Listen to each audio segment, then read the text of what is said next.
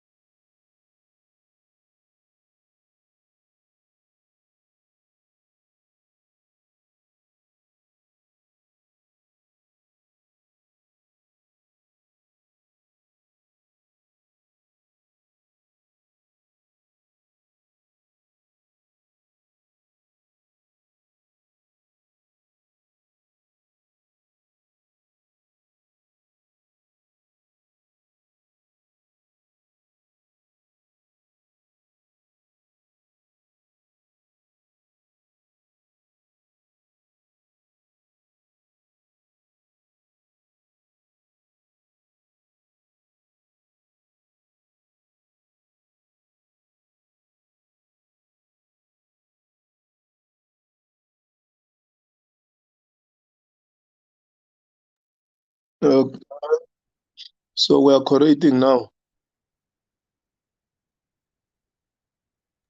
Yes, sir.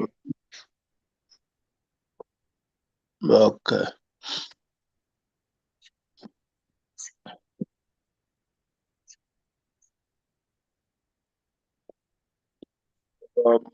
Thanks. Let me get the Chairperson.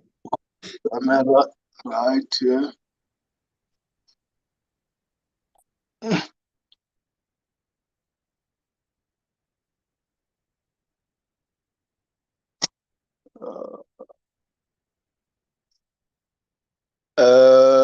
Good morning, honorable members.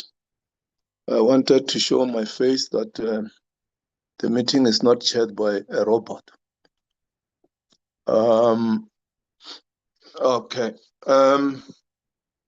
The meeting is officially open, and let me welcome the Deputy Minister in the platform, Dr. Masondo. We missed you last week. We had a very progressive and productive oversight to PIC and SARS. But be that as it may, we understood that you gave an apology. You were out of the country on government business. Let me welcome all honorable members. Welcome the support team of SCOF. Welcome the boards of director and the executives from all the entities that are appearing today, the media and everybody. This is a continuation of the meeting we had yesterday to receive annual performance plans and Strat plans. So there we are. Do we have apologies?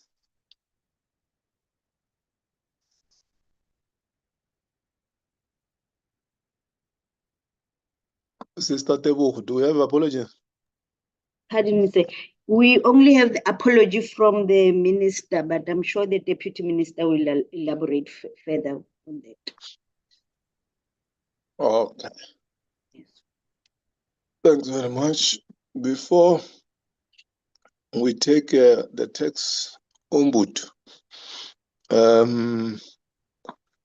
Madam Young, are you there?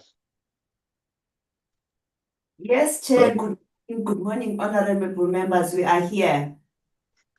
Okay.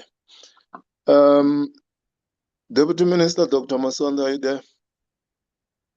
Yes, I'm here, Chair. Okay. Please give introductory remarks before the entities take the platform. No, thanks, Chair. Dr. Joe Maswangani, the Chair of the Standing Committee on Finance, honorable members, colleagues from the finance family, all the entities present here, and members of the public and everyone on this platform. Chair, this is a continuation of the work that you've already started. You started, understand, yesterday with the entities presenting their plans. We always appreciate to present the plans to Parliament because you are the tribune of the people. As we present to you, we feel we are presenting to the people of South Africa because you represent them, and where there are shortcomings insofar as our plans are concerned, we'll appreciate your feedback and your comments and guidance. And as we always do, as and when we implement these plans, we continuously come back to report to you, reporting to our people, the people of South Africa, through you, through this platform. And we will continuously do so and improve. And we also appreciate your oversight. The oversight that you undertook last week is highly appreciated because that's another way of you as representatives of our people being on the ground and understanding whether what we write in papers is really happening on the ground. And we're looking forward to more of those kind of visits, particularly for the entities that report to the committee. PIC, you were there, and other entities, including the Land Bank. So we're looking forward to more of this because they also, like I said, help us to present what's actually going on the ground and for yourself to see what's going on the ground and what are the things that we need to do to improve in order to serve the people of South Africa better. Chair, I take it that my apology was presented that I'll have to leave at 11 because I've got to go to another engagement, which is at 12. So I've got to drive to, it's another government meeting that I've been asked to attend. And unfortunately, the minister could not join us. But I'm very confident that with the executives of the entities and the board, members of these entities, the committee will not be shortchanged. They are capable of presenting and answering any other question insofar as the annual plans are concerned. Thank you very much, Chair. Over to you.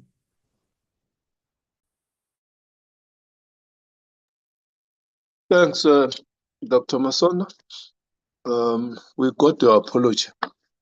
Thanks. As I invite Yanga and her team, Office of the Tax Ombud of the Republic of South Africa, I will request Honorable Squati to chair the meeting in the meantime, as I'm just attending to something here, work-related. Honorable Squati, are you there? Yes, sir. Okay. Please hold the fort for me as we are inviting the Office of the Tax Ombud. Thank you.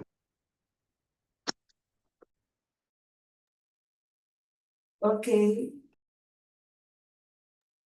Good morning, Chair. Good morning, honorable members. Good morning also, Honorable Sikwati, who's holding on for the chair. And thank you very much for affording us the opportunity to present the OTO Strat Plan and APP for the 2026-2027. We're gonna switch off our video because the bandwidth is not good if we've got our video on. So Umamelayo is the one who's flighting the slides. This APP builds on the progress achieved by the OTO during the 2025-2026 financial year and continues to give effect to the OTO Strategic Plan 2025-2030, which was tabled by the Minister in Parliament last year.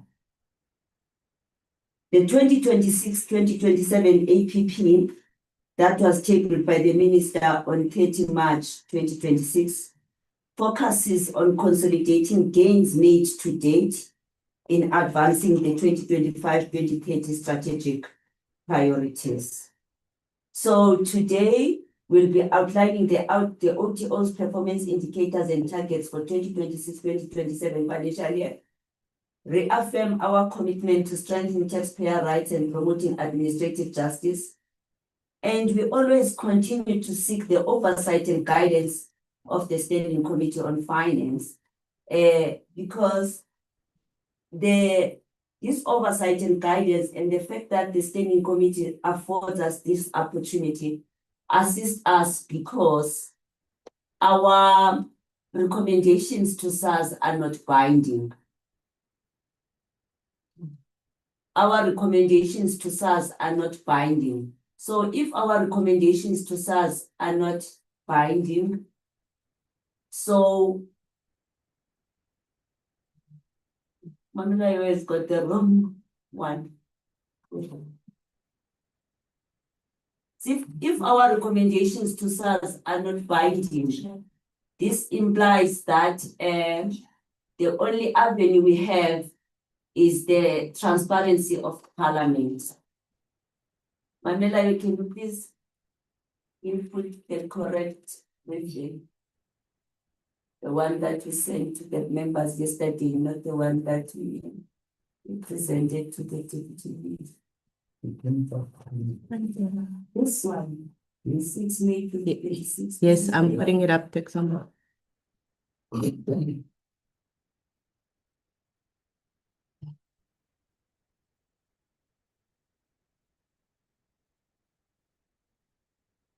Six May the second year.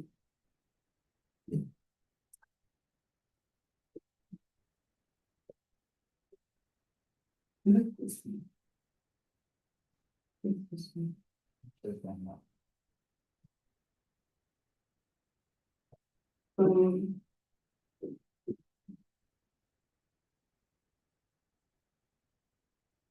Let's see. You must write it.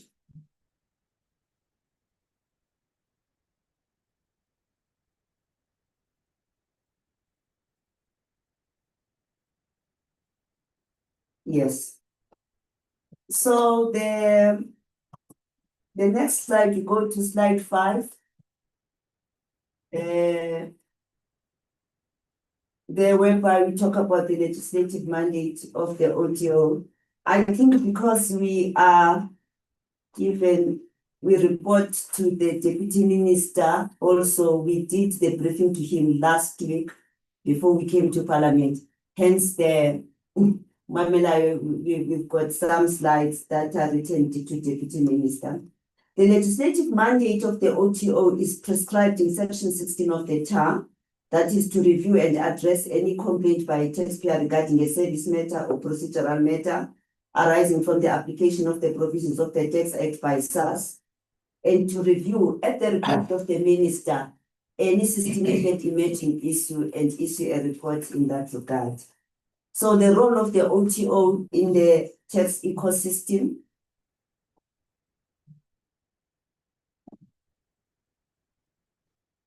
The OTO is independent of both SARS and Ministry of Finance.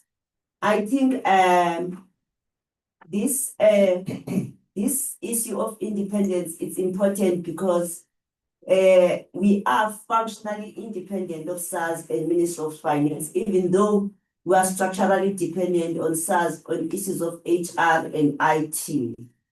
The importance of this independence is that we are happy to tell Parliament that in March, from 18 to 20 March, we hosted the Tanzania Tax Ombud because they've just opened the office of the Tax Ombud in Tanzania. Because they wanted to learn from us and to do the benchmarking. And then this week, we are hosting the Nigeria Tax Ombud because from 1 January 2026, the Nigeria Tax Ombud opened the office So they wanted to learn from us because South Africa is the first country in Africa that opened the Office of the Tax Ombud. So the OTO is accessible to all taxpayers and its services are free of charge. And it supports fairness and promotes administrative justice in the tax system. And we enhance public confidence and encourage voluntary tax compliance. Even though our recommendations to SARS are non-binding, but we carry a moral and persuasive authority.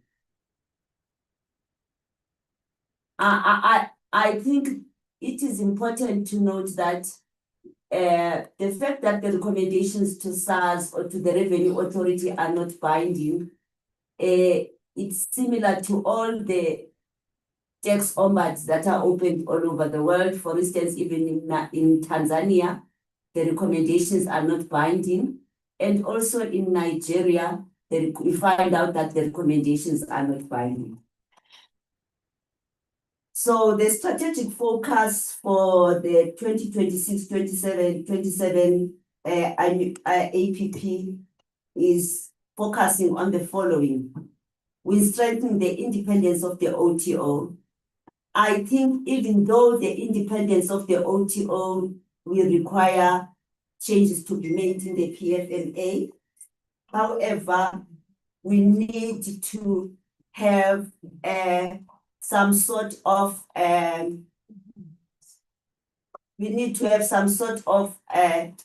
memorandum of understanding that we draw up together with SARS, of which we have agreed that we need to do something so that if the changes are not yet made in the PFMA, then the independence of the OTO can be strengthened through the delegations of authority and the memorandum of understanding. So that's what we want to focus on. So, and also we increase the OTO awareness and outreach more so in underserved areas. I think we've done a lot in the previous financial year, whereby we went to the underserved areas like Northern Cape and also Eastern Cape. So we also want to increase that OTO awareness and outreach. And we want to strengthen the collaboration with SARS. Because our recommendations are not binding, it is important that SARS is aware of what we are doing and where the root cause of our complaints and the reasons for our recommendations. And we enhance stakeholder engagement and strategic partnership. So with next slide, Mamelayo.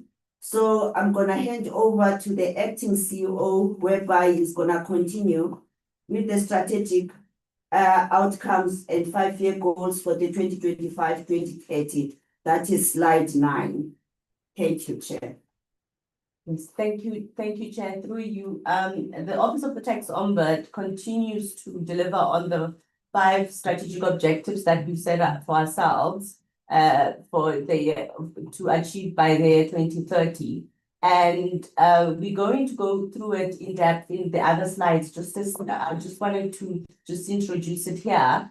The first one is to streamline complaint resolution. One of the mandates, one of the things that we got in our mandate is that we have to do complaints in an efficient and effective way. So in that way, we have set goals for ourselves so that we make sure that the work of complaints resolution process is very effective and efficient, and we reduce the number of time of already aggrieved taxpayer who also comes to us already aggrieved.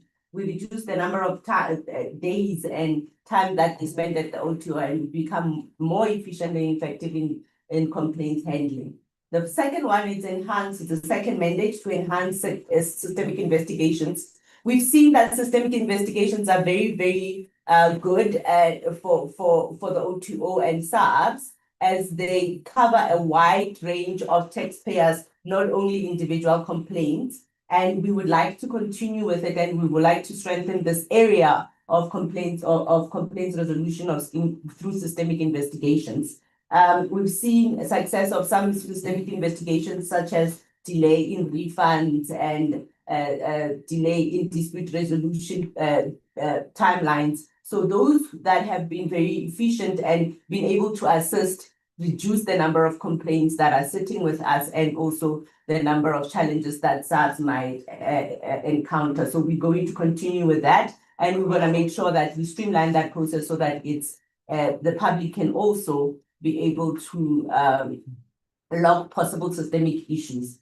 The third one is to improve taxpayer experience. And we would like the taxpayer experience that comes for them, that coming to the OTO, to make it easy for them to complain with the use of technology and other means, so that the taxpayer who's sitting in rural areas or who we engage, because we only have one office, are able to complain to the OTO without any hassle. The first strategic objective is taxpayer empowerment. Now, we would like to continue with the advocacy on rights and obligations of taxpayers, because this also assists in taxpayers knowing when to complain and how to complain to the Office of the Tax Ombud. And also when they dealing with SARS, they would know what is their rights, their obligations, and entitlements. The last one, Chair, is to actually provide internal organizational excellence. And that excellence we see through our internal controls, and that we see through also the work. We want to continue to have clean audits, because we've had clean audits for the past 5 years. So we want to continue with the process of having smooth internal controls.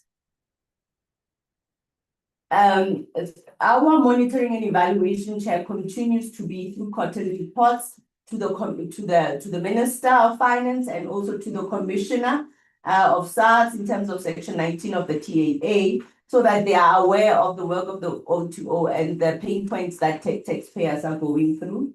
We're also going to continue through annual reports, the midterm reviews that are coming in 2.5 years, in 1.5 years, and also the oversight from yourselves, Chair, as the Standing Committee in Finance.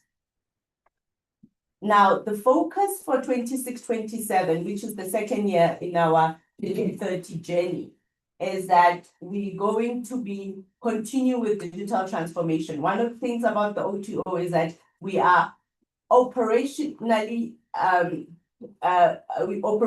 we are independent, but structurally we're not independent. So we depend a lot in terms of SARS when it comes to support services. One of the support services that we depend on is ICT, as they digitize, which means that we have to keep up with that digitization. And we have started with the customer portal, because then that makes it easy for our customers to log a complaint. And that's through systems like Dynamics 365 that projects that we're doing in SARS, and also to make sure that our environment is secure enough to handle taxpayer information as to handle taxpayer information as per requirements of SARS policies and authentication processes. The next one, Chair, is that we're going to provide a consistent, responsive, and solution-based taxpayer experience. And we would like to do so through the focus that the Tax Ombud has said. We're going to continue with the awareness and stakeholder engagements that we've been doing, and collaborations that we've been doing them with SARS, so that we have an excellent customer service. We've seen that if we do these together with SARS, it really reduces the number of complaints, and it really assists the taxpayer on the spot. So this is something that we want to continue to do, to provide a consistent, responsive, and solution-focused taxpayer experience.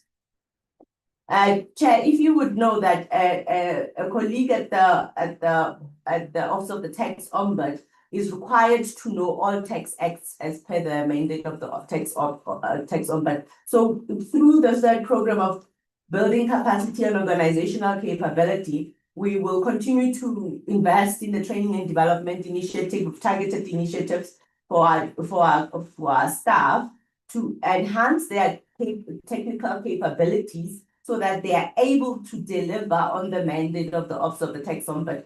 Office of the Tax Ombud is small, so we only 36 employees, and for that we are required to actually handle all taxes and be able to be knowledgeable about all SARS areas. So that requires a lot of investment in training and development, and especially in an environment of tax where it constantly changes. There are constantly changes in tax acts. So therefore, we need to actually continue with training and development and building organizational capability and capacity. With regards to reporting, governance, and accountability, we are going to continue we started last year with enhancing data analytics and performance monitoring, because we believe that in terms of when we monitor the number of complaints visually or with data, every time, every month, every second, we see that it assists with the tax ombud directly engaging with SARS immediately when she sees a challenge. So we're going to enhance that capabilities of reporting, governance, and accountability. We're also going to continue with, we build a combined assurance model where we have an audit committee, internal audit, and external audit. So we want to actually enhance that so that we grow in that area, so that we are able to give credible reporting at forums such as these, and also to the minister and to the National Treasury. Chair, I'm just gonna on those strategic objectives, I'm just going to forward to my colleague Fundiswa, who'll take you through the program 1, and my colleague Frank, who's gonna assist also with program 1 and 2. Thank you. I think we've got to chair senior managers that are specialists in the areas. So we want to allow them to present because they are the specialists in the areas, or they are subject area specialists. Thank you, Chair. Thank you, sir. Thank you, Tax Ombud. Good morning, Honorable Chairperson and members. I will be taking the committee through 2 key strategic outcomes under Program 1 and also Program 2, which is your streamlined complaint resolution and effective systemic investigations. Firstly, on complaint resolution, our objective is to ensure that taxpayer complaints are reviewed and addressed accurately, efficiently, and timelessly, thereby reducing the burden on both taxpayers and the OTO. For the 2026 and 2027 financial year, the target is an average turnaround time of 7 business days, which represents an improvement from the previous target of 8 days in the previous financial year. This reduction underscores our continued focus on operational efficiency, service standards, and accountability across all our complaint handling channels. The second element that I'm going to touch on is under the second program, which deals with our systemic investigations. We have prioritized strengthening a structured and consistent approach to identifying and addressing recurring issues within the tax system. The key performance target remains unchanged from the previous financial year, namely the 100% of possible systemic issues which are identified and investigated within 5 months. Where systemic investigations are approved or requested by the Minister of Finance, the target timeframe for completion remains 12 months from the date of approval by the Honourable Minister. In addition to that, we continue to monitor the implementation of systemic issue recommendations by SARS, and where corrective actions have been fully implemented, the systemic issues are removed from our register following a structured review process. Overall, Honourable Chairperson, the targets for 2026-2027 remain consistent with the previous financial year, reflecting institutional stability, maturity of processes, and a sustained focus on fairness, transparency, and improved tax administration outcomes for taxpayers. Through you, Chair, I will then hand over to my colleague, Mr. Pretorius, who will take the committee through line items 2 and 3 under Program 1. Good morning, Honourable Chair and members. In respect of our mediation framework, our office developed a targeted mediation framework to resolve suitable complaints earlier through mediation or conciliation in line with Section 16(2)(a) of the Tax Administration Act. Now, the goal is to resolve the disputes quickly to prevent escalations and improve results for taxpayers and SARS alike. The phased rollout is as follows: 1% of complaints to be resolved for remediation for this financial year.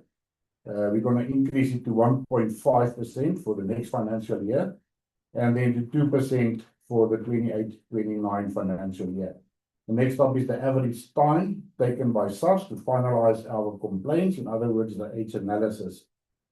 We track the average time that SARS is taking to resolve our complaints that we send to them under Section 22 of the Tax Administration Act. Now, the target is an average of 30 business days, which is also what is prescribed by the Act. So 30 days is for this financial year as well as for the next financial year. And we are planning an improvement of 25 business days in the 28-29 financial year. Now, this indicator will track the responsiveness. It will highlight delays from SARS and the reasons, and it will help the overall average turnaround times of SARS for greater taxpayer certainty and fairness of the tax system. Thank you, Chair.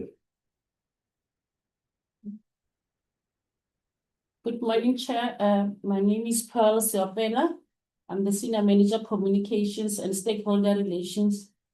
My presentation is about taxpayer services and empowerment under Program 2.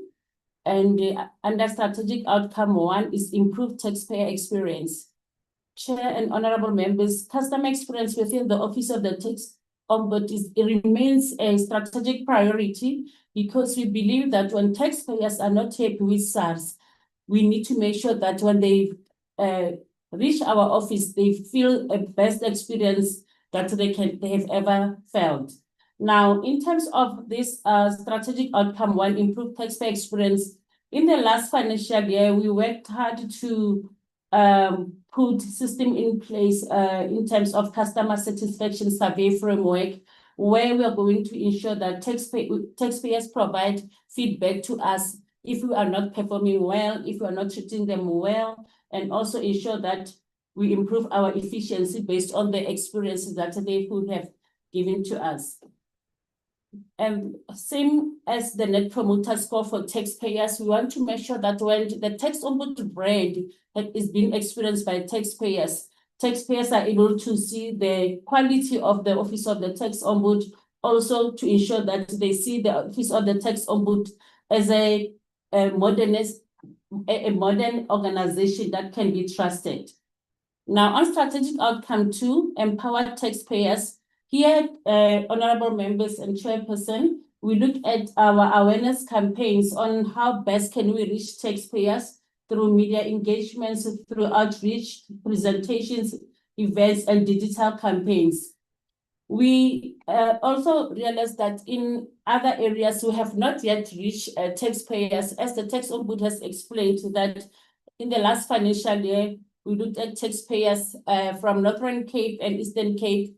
This coming year, we're going to look at other provinces where we felt that they have not complained about the Office of the Tax Ombud, or they are not aware that we are existing. Now, we remain vigilant in terms of the awareness campaigns, because taxpayers, majority of taxpayers, when we are at outreach, they are not able to comprehend the tax language. And we felt that in this financial year, we will do a lot of engagements more than awareness, meaning that explaining about our services so that taxpayers can lodge complaints. In terms of stakeholder engagement, the acting CEO, Ms. Mamola Malakalaka, has explained that it remains a priority for us to collaborate with stakeholders, government, entities, private sector, universities, international counterparts. This will allow us to ensure that we are able to promote the service of the Tax Ombud. Over to you, Mamola. Thank you, Chairperson and honorable members. Thank you, Chairperson. Through you, the strategic objective of Program 2 in terms of empower taxpayers, we want to actually build, as I said, easy to complain systems like the customer portal on Dynamics 365. So we have built a roadmap through a framework, a digital roadmap, and we would like to make sure that it's a 5-year roadmap, and we have make targets for ourselves for each year. And we would like to achieve those targets before the end of 2030 the strategic plan year. So we plan that most of the the digital initiatives that we've got, such as the customer portal, will be finalized for the first year, and then the second year we see integration with other systems at SARS to make it easier for the taxpayer to get their feedback. And then on the third year, we introduce things like the omni-channels and other digital initiatives that we have in the office to improve our internal complaints resolution systems. We've got 3 minutes to complete. So the next one, Chair, I've already it's talked about improving the internal and external audit action plans in this financial year and through the medium-term expenditure framework. I think because we've got 3 minutes, we want to talk about slide 16, our audit action plans of the OTOs. In terms of section 19.3 of the term, the OTO's annual report is required to be tabled in Parliament. As such, the OTO requested the Auditor General to voluntarily audit the OTO's annual performance information, and we have consistently received clean audit. Regarding the financial information, since the OTO is not independent from SARS, is not a separate entity in terms of the PFMA, its financial records are audited as part of SARS. And we want to say that as of 1 September 2024, the Tax Ombud and the SARS Commissioner reached an agreement whereby we established the OTO Audit and Risk Committee that comprises of 2 independent members from the SARS Audit and Risk Committee and 2 independent members from outside.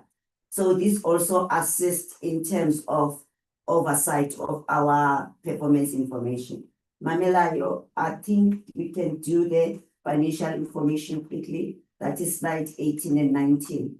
Yes, Chair. Through the medium term, over the medium term, we're going to be receiving about 58 million for this year, 26-27, and then 60 million for 27-28, and 62 for 28-29. As I've said before, OTO is structurally dependent on SARS for support functions. So the majority of the funds, the main cost driver being the employee costs, represent about 83% of that of our budget. The remaining 17% we actually mainly goes to our information technology, enhancing it, and our advertising and community outreach programs and awareness. And then I think we have to go to the conclusion and the way forward, whereby you're going to talk about the human capital as well. Okay, in terms of conclusion and way forward, we've got our priority actions for the financial year. Currently, the OTO has 36 employees, and during the 2025-2026 financial year, the OTO promoted 2 specialists to senior management, 3 operational specialists to middle management, and 2 graduates to functional specialists. So that opened up positions in the lower level. So this is as a result of the workflow analysis and functional analysis that was undertaken by the OTO since 2024. So because we've done that now, we've got less capacity in the OTO because we've promoted people to the senior management. And also we still need to appoint the CEO, because we wanted to do the workflow and functional analysis and then appoint the CEO. So now we are ready to appoint the CEO because now there's been acting CEO since 2025. And also we are happy to say that the promotions have assisted in building trust in the employees within the OTO, because they can see that they can climb up the ladder. But it is also important to note that those who were not appointed but applied, because they can only be 1 or 2 positions, you can find that those they there were some resignations of 2 or 3 of those, because you find that people are not happy because they are not appointed, but they can be only 1 to 2 positions. Also, another thing that we need to do this year is to implement the Microsoft D365 portal live on the 2nd quarter, because currently it's difficult to complete the complaints form online. So the OTO cannot, if you are complaining to the OTO, you need to download the form. And that makes it difficult for taxpayers to reach us quickly. So that's what we want to do. And also it depends on the fact that we are strategically dependent on SARS on the IT. And then what are the focus areas of improvement? So we enhance efficiency and effectiveness of the investigation process, and also to reach the underserved areas. And what strategic interventions do we need? The OTO really need the autonomy of the OTO from SARS. That is very important. So because, as I've said earlier, that changing the law may take time, but we are looking forward to work with the new commissioner in terms of delegations of powers and also making some MOU in getting into the new MOUs whereby the OTO can get some autonomy from SARS before any changes can be made in the legislation. Thank you, Chair. Over to you, Parliament. Thank you. Thank you very much, Otto. The next one is PIC, and I'm going to request that you self-regulate in terms of time so that I don't have to remind you. Thank you. PIC, we just had a meeting with you just last week, so we're hoping that you're going to do your best and be exemplary. Thank you.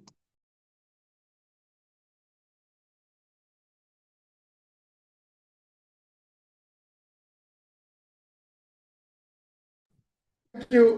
Chair, the Thank you, CFO Honourable and the Member. CEO will take us through. Thank you, Honourable. Thank you, Chair. I hope I'm audible, Chair and Honourable Members. You are. Thank you very much, Chair. We will try to regulate ourselves as guided by yourself, Chair. And indeed, these slides actually just reflect our purpose, our strategic intent, and our values, as well as our geographic focus, both in terms of the continent and the rest of the world. And it also highlights our strategic objectives and our various asset classes. Next one. And the next one talks to the strategic intent of being a preferred employer for top investment talent and support. And this talks to the culture of really making sure that we are investment professionals actually that talk to what we are all about as an asset manager. We are the deployers of long-term investments. And therefore, we need to look at how we are able to generate a superior risk-adjusted returns for our clients and growing our asset under management and making sure that we're able to make a positive both economic and social impact as an asset manager. Next one. And then also it talks to our strategic partnership. This talks to our winning strategic partnership with key business partners, such as core investors, entrepreneurs, DFIs, multilateral development banks, fintechs, SMEs, and IT suppliers, who would be able to support our agile growth strategy to ensure impactful solution, market growth, and superior risk-adjusted returns for our clients. Again, it also talks to the brand positioning of the PIC, and it also talks to the culture, which also talks to how we motivate and how we incentivize and how we develop our people to be able actually to enable PIC to meet a strategic mandate and expectations of both South Africans as well as the government of the Republic. This talks to the vision and mission of the PIC in terms of being a global leader in impactful investment and our mission, looking at exceeding our client expectation, growing our client base, mobilizing and leveraging strategic partnership and resources, and being the catalyst of economic integration and growth, both on the continent and as well as the rest of the world. It talks also to enablers of our investments, which is in our people, our people and the talent that actually, and the development of our people to ensure that they're able actually to make the right investments and driving ESG principles, as well as optimize automation and digitalization and processes within the PIC system, as well as entrenching innovative culture within the organization, and also ensuring, driven by insightful research and enterprise intelligence and robust risk management. The next one. And this talks to our value systems of transparency, respect, results-driven, accountability, integrity, innovation, and leading by example.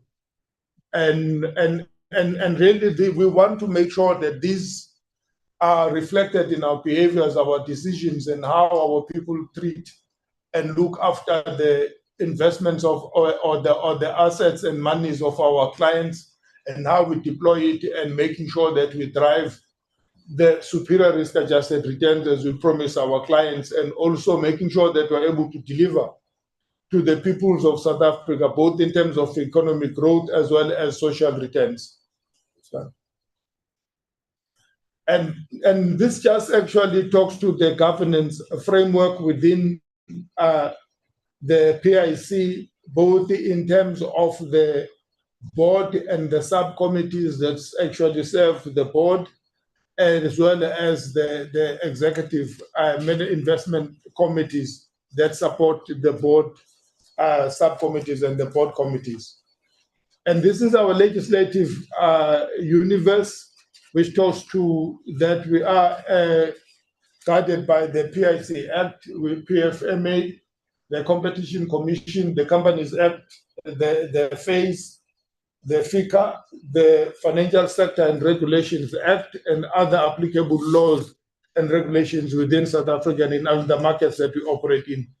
This is our operating model, Honorable Chair and members, which talks to what we exist to serve in terms of our clients being GPF, compensation funds, UIF, amongst others. And it talks to the government of the Republic and their expectation in terms of PIC driving developmental investment and social, economic, and transformation in South Africa. And it also talks to the regulators that regulate our investments, as well as all the laws and regulations that talks to our investment as an asset manager. It talks to also our interface and interaction with our clients and stakeholders, and ensuring that we are able to deliver on our investment mandate and our investment promise to our clients, for ensuring that we beat our asset liability management benchmark as expected by both the government of the Republic, the people of South Africa, as well as our clients. Next one. And this, Honorable Chair, talks to the PIC ecosystem and stakeholders, starting from the capital owners and the ultimate beneficiaries, being the pensioners, the savings, as well as the regulatory contributors. And our capital providers, being GPF, which are our clients, UIF, CCs, and others. And then ourselves as capital allocators for long-term capital, and how we distribute that in the market, and engaging in terms of the investments that we make, the returns and the growth of our assets for our clients, as well as the markets that we operate in, both in South Africa and the rest of the world, including the rest of the African continent. And all also as we are seeking a superior risk-adjusted returns for our clients. Next one. And this just talks to our investment classes, Honorable Chair and members, which talks to both the listed And under listed, we have listed equities, fixed incomes, listed properties, money markets, offshore, as well as the rest of the African continent, as well as the unlisted asset classes, which talks to private equity, unlisted properties, impact investing, the rest of Africa in terms of geography, private debt, as well as early stage funding.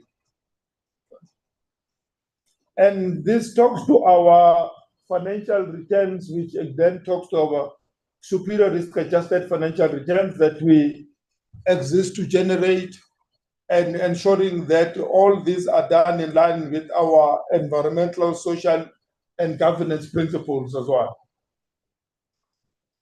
And this one, Chair, talks to our strategic objective for 26, 27, 2029, which covers the areas of superior financial sustainability and financial returns, digitization and automation of our business processes, ensuring that there is efficiency as also as cost reduction in our investment, and as well as it talks to our superior investment performance. It talks also to our employees that we want to make sure that we have inspired, engaged, and competent investment professionals within the organizations, and also the people that we allocate our capital to, and also making sure that we improve on our stakeholder engagements, and also being the catalyst for transformation, diversity, and economic growth of the country, and managing our risk accordingly, and improving our compliance and governance, as well as culture within the organization. And this, Chair, focus on areas going forward, which talks to infrastructure funding. And in this case, Chair, we are looking at enhancing and improving our focus in terms of the strategy that has just been approved by the board, which talks to improving infrastructure, because we all know that infrastructure is one of the key catalysts, if not the key catalyst of economic growth for our country, which is what we need so desperately as a nation and as a society. It also talks to also enabling biggest employers in terms of the SMEs, and we know that South Africa is also highly SME-driven economy, and we need to look at how best we can be able to improve their availability of funding to SMEs so that they can be able to generate jobs and drive the economic growth of our country, and make sure that we create opportunities for our youth. It talks to our portfolio management, ensuring that we also look at various remedying strategies for non-performing unlisted investments. As we all know that, Chair, it's one of those noisy ones that we really want to make sure that we pull all stops to ensure that that part is optimally addressed and governance is improved. And again, it talks to our superior risk-adjusted returns as promised to our clients. And again, the principles of ESG in all our investment activities, as well as ensuring that you abide by the regulatory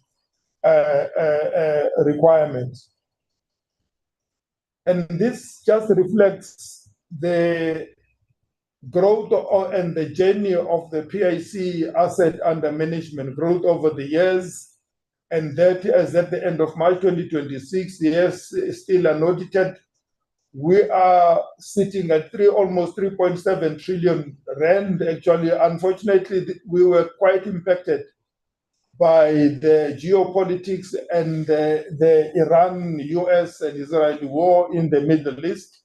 We were almost touching on 3.9 trillion asset under management. And during that war, 4 weeks of that war actually led to us losing almost 350 billion rand.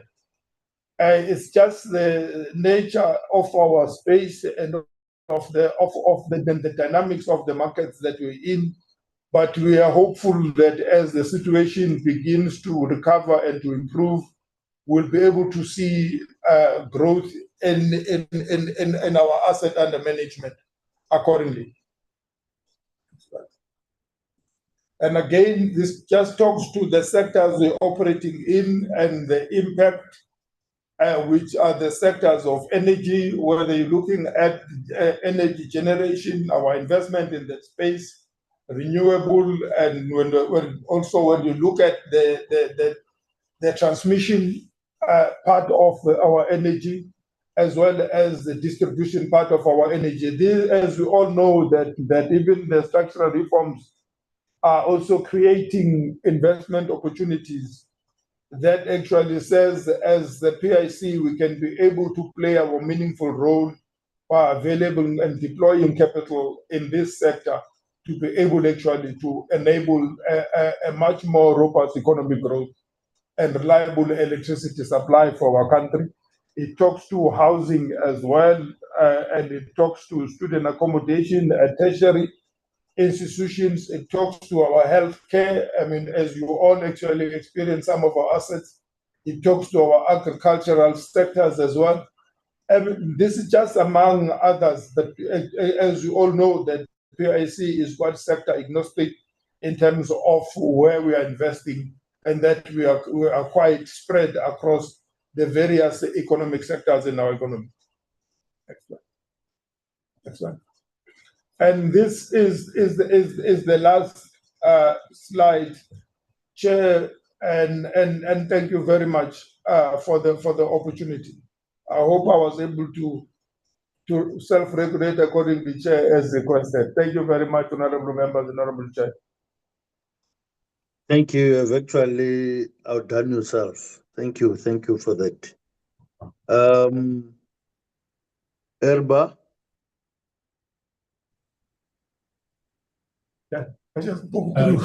Good morning, Honorable Chair and members. Just want to check if I'm audible.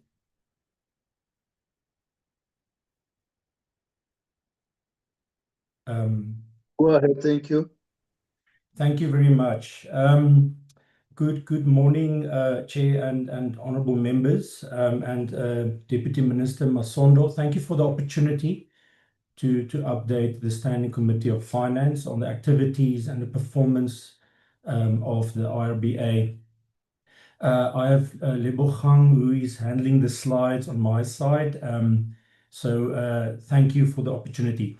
So if we can move forward, I'll try and stay within my time as well, Chair. The allocated, I believe, 15 to 20 minutes. So I'll be covering a brief introduction about the IRBA, just to remind members of what we are doing. And I'll highlight some key achievements for the financial year that just closed in March. And also highlight what we're focusing on, our strategy and our annual performance plan, and maybe what are some of the key matters that we're dealing with at the moment. If we can move then to just to the slide that talks about our background and our standing as an entity. So we are established in terms of the Auditing Profession Act, where our board is appointed by the Minister of Finance. We are both a standard setter and an audit regulator in South Africa. And we recognized internationally as an independent audit regulator among 56 countries. We are also specifically graded as equivalent regulators to the United Kingdom, the EU, as well as the Swiss regulators. The Swiss one is quite important for us when it comes to banking inspections. Our mandate, in a nutshell, is we develop competency requirements for registered auditors. We then register them and license them when they meet the competency requirements through university and writing their professional exams. And yes, we also develop then ethical and auditing standards. When they do their audits, they need to apply these standards that are based on international standards. And when the audits are done or conducted, we then monitor and visit those audits in terms of our risk-based inspections. And sometimes it's also necessary to investigate and discipline registered auditors in respect of improper conduct. Taking what we do, we take it very serious. We believe that by promoting integrity and trust in corporate reporting through the work of auditors contributes significantly to investor confidence and economic growth, but also important for other stakeholders like labor unions, banks, and even employees that are working at companies who wants to be sure that those companies are on board in terms of their governance and financial management. Next slide, please. Just an overview on the current governance structure. So we have a board of maximum 10 members, and we have one ministerial representative who is the Accountant General. We then have 3 subcommittees of the board. It's called the Operations Committee, the Audit and Risk Management Committee, and the Enforcement Committee. And then IRBA operates basically through statutory committees. In terms of our Act, we have committees for each of our functions, and these are members that are appointed, external members, independent members that are appointed to statutory committees that take the decisions. In fact, the IRBA acts as a secretariat to these committees. And then we have our executive management. I'm happy to note that we currently have no vacancies on our management committee. All the positions are filled, and there's currently only 1 vacancy on our board due to the sad passing of a board member earlier this year. Fast facts in numbers. These are unaudited numbers at the year end of 2026. So we had around about 3,400 registered auditors at year end. We had 159 new registered candidate auditors that entered, that wanted to become registered auditors. They're in training. In fact, that brings the number to 755 candidate auditors that are in the pipeline. We are very happy with that. We have 2 professional bodies, currently SAICA and the ACCA, who are accredited to produce chartered accountants who are eligible to become registered auditors. There was roughly 108,000 audit opinions issued in 2026. And these are statutory audit opinions, audits required by law or by legislation. We've conducted 111 risk-based inspections. We've completed 73 investigations. We've concluded 6 disciplinary hearings, and we've received 629 reportable irregularities. These are irregularities reported by the auditors to the IRBA in terms of non-compliance at the companies that they audit. In terms of our budget, we get 20% of our total budget from the fiscus in the form of a grant. That's 45 million, and the rest we levy from the registered auditors in an indirect manner, that making up 78% of our budget. We have 98 staff, and we've achieved 9 out of 10 of our performance objectives, and I will unpack that slightly more now. If you can move on to slide 8, Lebo. So in terms of some operational highlights, I'm not going to spend a lot of time here, but we are celebrating this year our 20th anniversary. Our Act came into effect back in 2006. So it marks 2 decades of protecting the public interest through audit regulation, and it highlights the organization's ongoing commitment to excellence.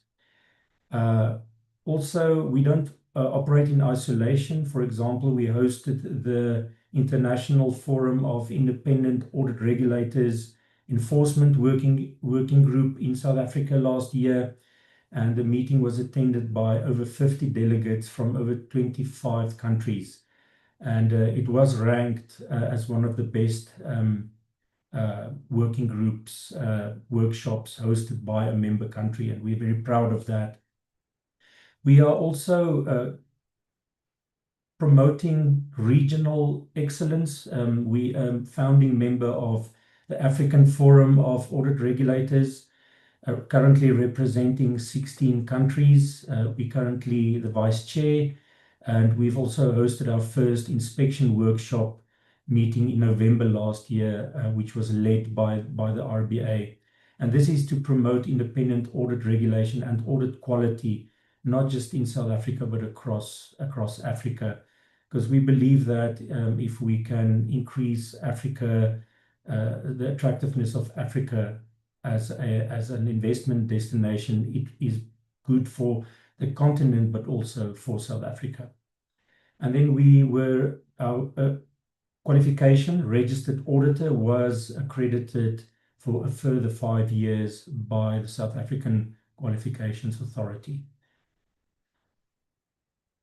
Moving on, thank you, Lebo. So we've become the first African country in January this year to adopt the International Assurance Standards on Sustainability. It's called ISSA 5000, as well as the Ethics Code Part 5, which now enables our auditors to perform audits of sustainability disclosures in terms of a specific code of conduct and a specific standard that they can use for providing assurance. On that, we don't have a legislated framework currently in South Africa, so on sustainability disclosure and assurance, but we are part of CIPC's Adoption Readiness Working Group, and we're working hard towards a legislated framework that mandates reporting and assurance on sustainability, similar to what is in place for financial reporting.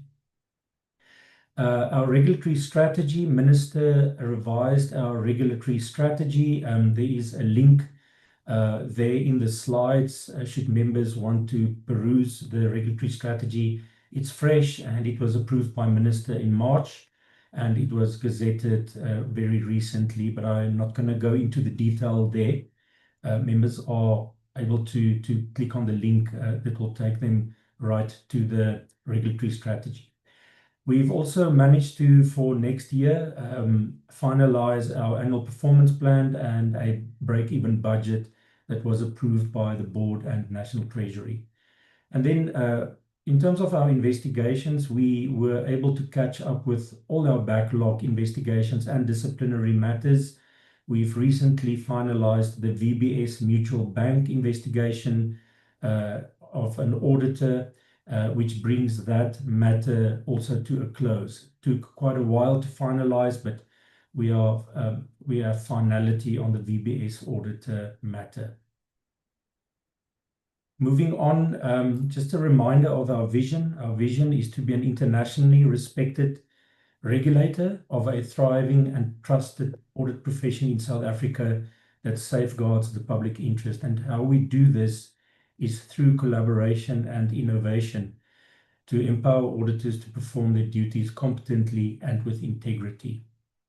In terms of our strategy, Lebo, if you move on to our 4 strategic focus areas, to remind the committee that our current strategy running until 2030 is focused on adaptability and innovation.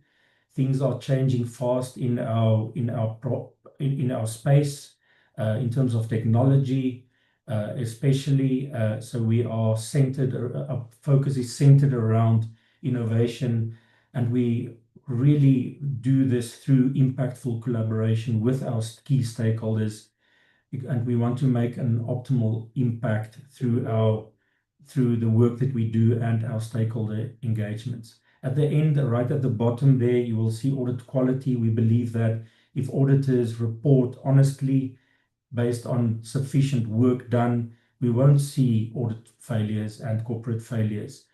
Auditors must report truthfully, independently, based on sufficient work done in terms of the international standards. So audit quality is our core focus, because if we get that right in the profession, everything else should fall in place. Our two programs, just at a very high level, program 1 is our legislative mandate, which arises from our Act. And we have a program 2, which we adopted as an institutional responsibility, which addresses some of the specific challenges in the profession and also contribute to the priorities of governments in economic growth and support in delivering on our primary mandate. So we use output measures, which I'll go through quickly now on program 1, and we have input measures that we track in terms of program 2. So just at a very high level, Chair, I'm cognizant of time. So a summary of our performance measures for the year ended 2026. So we have our standards department, our education and transformation department, inspections, investigations, disciplinary and operational. We've met 9 out of 10 of our targets. I did include the detail of these targets in our slides for the members to peruse. I would just like to highlight 2, and it's on slide, the one that we did not make is on slide 19. Lebo, if you can move there. Thank you. So this is a target. We had a target of 80 completed investigations, but we've managed to finalize 73 investigations, and this shortfall was due to unexpected delays in finalizing 7 investigation matters. I want to highlight to the committee that this non-achievement of this target does not mean underperformance. Because when we set these stretch targets, the intricacies of finalizing investigation matters cannot always be 100% predicted a year ahead of time when these targets are set. All 80 matters were investigated. However, before a matter can be finalized, we have to follow the Promotion of Administrative Justice Act, or PAJA. We have to comply with that to allow lawful and reasonable and a procedurally fair process. And this often involves lawyers, extensive correspondence with law firms representing these auditors, and often extensions. So as a result, these 7 could not be finalized by year end, but they will be finalized early in this financial year. As I mentioned quickly before, that our investigations have caught up with our backlogs. We have managed over the last 5 years to finalize all our very old cases, and we are back to almost real time now, where investigations, as soon as we receive a complaint, we can immediately start that investigation. The other one I want to highlight is on slide 21, Lebo. This is our operational effectiveness. We measure this in terms of our clean audit outcomes. We are currently undergoing an audit by the Auditor General, but for the last 4 years, we've had clean audits. It's important for us as a regulator, as an audit regulator, to have our own house in order for us to enable us to oversee others.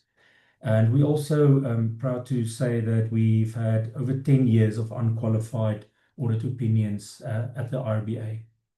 Chair, I'm finalizing my slides, my presentation on slide 23, Lebo. I would like to highlight a few strategic matters of importance. So we've conducted, since 2025, we haven't done a holistic review of our Act. So we've conducted a holistic review, a comprehensive review of our legislation, and we've proposed amendments to National Treasury relating to our powers to promulgate mandatory firm rotation, strengthen our ability to prescribe fees, and to conduct regulatory equivalence assessments of foreign auditors that audit companies that are listed in South Africa.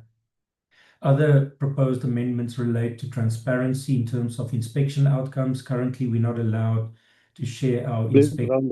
round up, Thank Mr. you, Chair. Emre. Thank you, Chair. My last point is on the regulation of the accounting profession. The IRBA is advocating for the independent regulation of accountants in order to strengthen the accountability and corporate reporting ecosystem.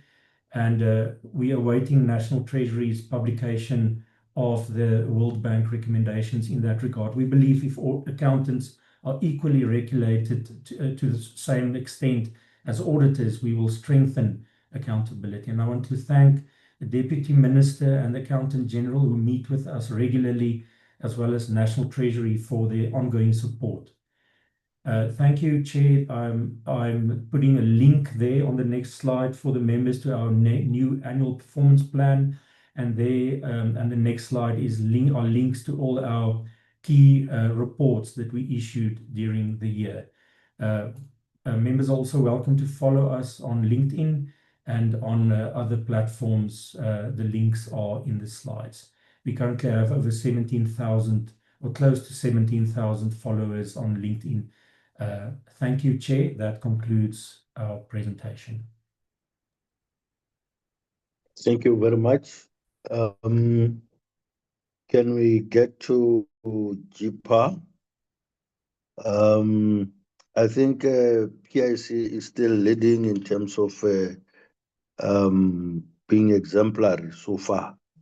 Can we have GPAA? Good morning, Chairperson, honorable members, Deputy Minister of Finance. I am sitting at the GPAA boardroom with all my ExCo members. Unfortunately, you won't see all of them here, but at least you can see my face.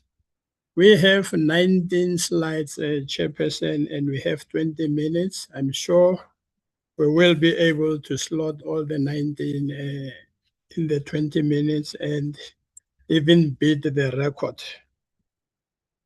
So I'm going direct to the slides. I have reorganized the first 3 slides, but the content remains the same.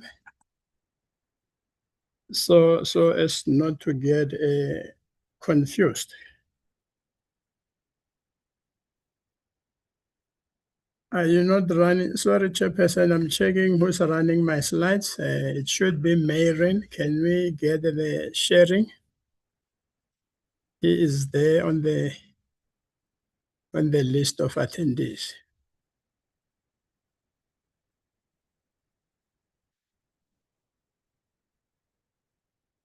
Host disabled attendee screen sharing. Can we fix that? My 1 minute is gone.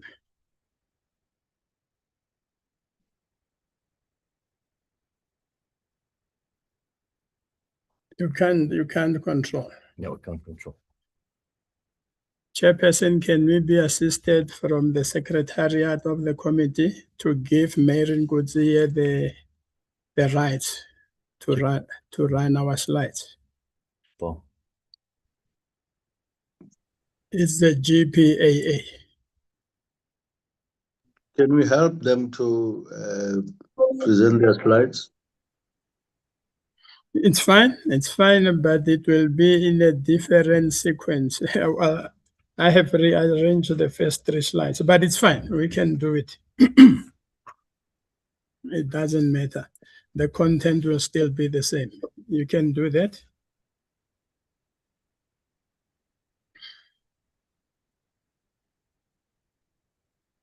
Daboho?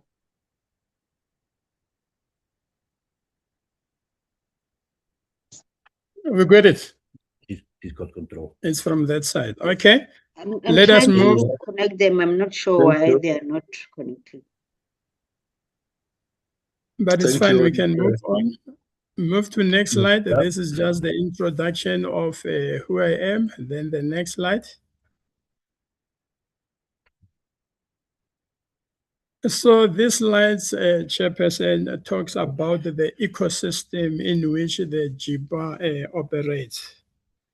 We have been established in terms of the Public Service Act And we started being a government component from the 1st of April 2010. So within this ecosystem, our mandate really is to administer government to assist government with pensions administration. Obviously, the big one being assisting the GEPF with administration, and then of course, National Treasury and Department of Military Veterans for non-contributory benefits.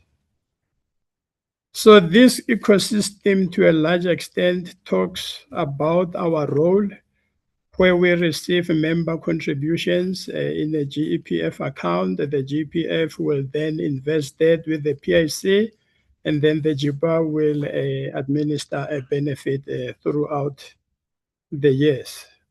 Can we move to the next page? Next page. The next page basically talks about our constitutional mandate, which I have already explained in the ecosystem, but it takes this more in detail, talking about the vision and mission of the GPAA, which is a leading customer and client-based government benefit administrator. That is our vision, and of course our mission, to provide efficient benefit administration services through innovative capabilities. We can move on. It is the reading from the ecosystem. Then the next, I think we have skipped our values, just so that we remind committee members what our values are. I mean, the most important one would be service excellence, because that is the reason for our existence, to ensure that the members and all other beneficiaries are serviced in a very customer-centric manner with courtesy, integrity, and respect. That is what we need to do and what we are actually doing. We may be falling short there and there, but this is what we aspire to do. There's also innovation and transparency. We can move on.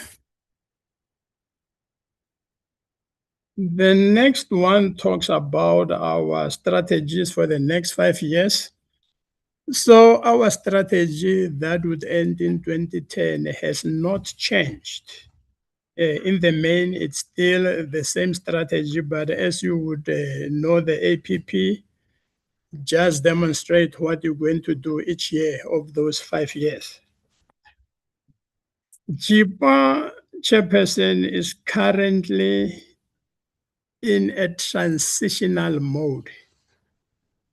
There is a project to move the GPAA to be under the direct auspices of the GEPF, and this is for various reasons. It will ensure that the GPAA modernizes systems quicker. It will ensure that GPAA can attract and employ the right skills without the hindrance of the Public Service Act. It will assist GPAA to have strategies that modernizes the whole GPAA landscape. We also need or are increasing customer reach channels, because that's as I said earlier, that's what we need to do all the time to ensure that the customers can access us quicker. There is also a project, as we are in transition, there is a project to ensure that we cleanse and we have accurate data and reliable data at that. Of course, there's also an issue of unclaimed benefit that we know is a sore eye, not only to GPAA, to the rest of the pension landscape, but at GPAA, we have put concerted effort to reduce the unclaimed benefits, and we have a number of strategies to achieve that. We can also show results where we are reducing the old backlog However, there is still a new cases coming of unclaimed, but we are in a situation where we believe we're getting a control of the situation. Let us move to the next slide. The next slide basically talks to our impact statement. We are structured into two programs. Program one being support services internally for our own people to enable program two to achieve its objectives. So our impact statement reads as follows: a customer and client base that is satisfied, served, valued, dignified, cared, and empowered. That is our client, our impact statement. The outcomes for program one, optimal benefits administration. So this program is meant to support the core business to achieve. Program two itself, efficient member and contribution management, improve the benefits payment turnaround times. We always have issues around how long it takes GPAA to actually pay benefits when they are due and payable. And the last point, obviously, to always ensure that we have an efficient client service management as the core of our business. Thank you. Next slide. The GPAA, it flows from the previous one. So this is how we are structured. Program one would be corporate services, finance, business enablement, strategic support, governance. And then program two, our three biggest clients, employee benefits, and then non-contributory, which is civil, the treasury route, and then, of course, the client relationship. That is our face with all our clients. So in this approved organizational structure, GPAA consists of 1,244 positions, 991 filled and 253 vacant. Let's move on. I'm going now, Chairperson, here. You would notice that each slide is cross-referenced to the tabled APP. And you can see that at the bottom of each slide. We are summarizing what is in page 41 and 44 of our APP of 26-27. For corporate services, our three key indicators is a percentage for persons with disabilities. There is a percentage target there. A percentage of female employees as a total of all employees, and a percentage of Black employees as a percentage. Chairperson, this is our indicators for the 2026-2027 as far as corporate services is concerned. Next page, we're talking to the employment, the GPAA employment statistics. This slide, Chairperson, is very critical because we have now established that this current structure of GPAA is not adequate to achieve fully our objective. This structure was approved in June 2023 and concurred by the DPSA or the MPSA, Minister for the Public Service, in 2024. We are now in 2027, but already there is a clear disjuncture between what this structure can achieve. And this is the discussion that we are going to have with our executive authority. Let's move on. Senior management, that's the next slide. I'm not going to spend time here. I will talk to this slide on the next one. Let's skip the slide 10 and go to 11. Yeah, next one. Yes. Chairperson, this slide is very concerning.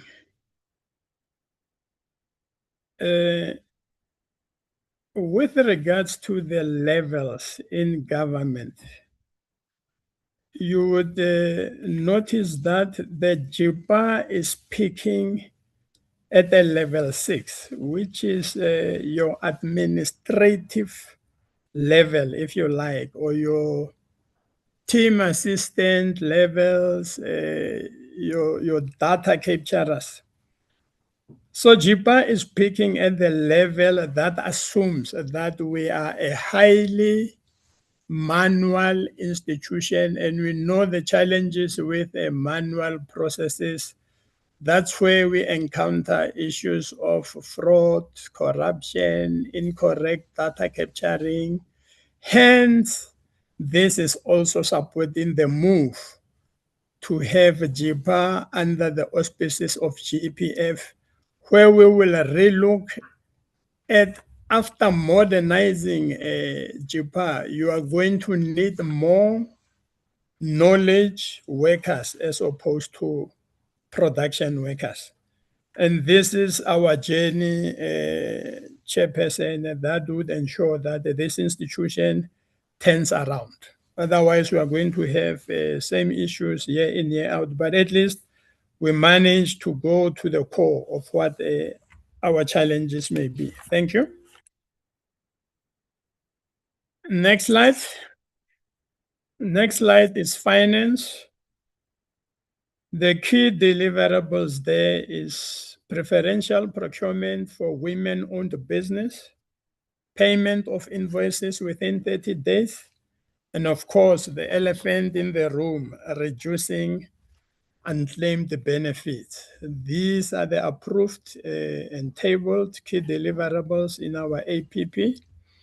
We are supposed to achieve all these with the budget as reflected at the bottom there, Chairperson. 26-27, we will be operating with a budget of 1.67 or 68 billion, increasing to 1.6 and to 1.79. These are the financial resources that we have at our disposal to ensure that we are a customer-centric government pensions administration agency. Then we move to sub-program 1.3.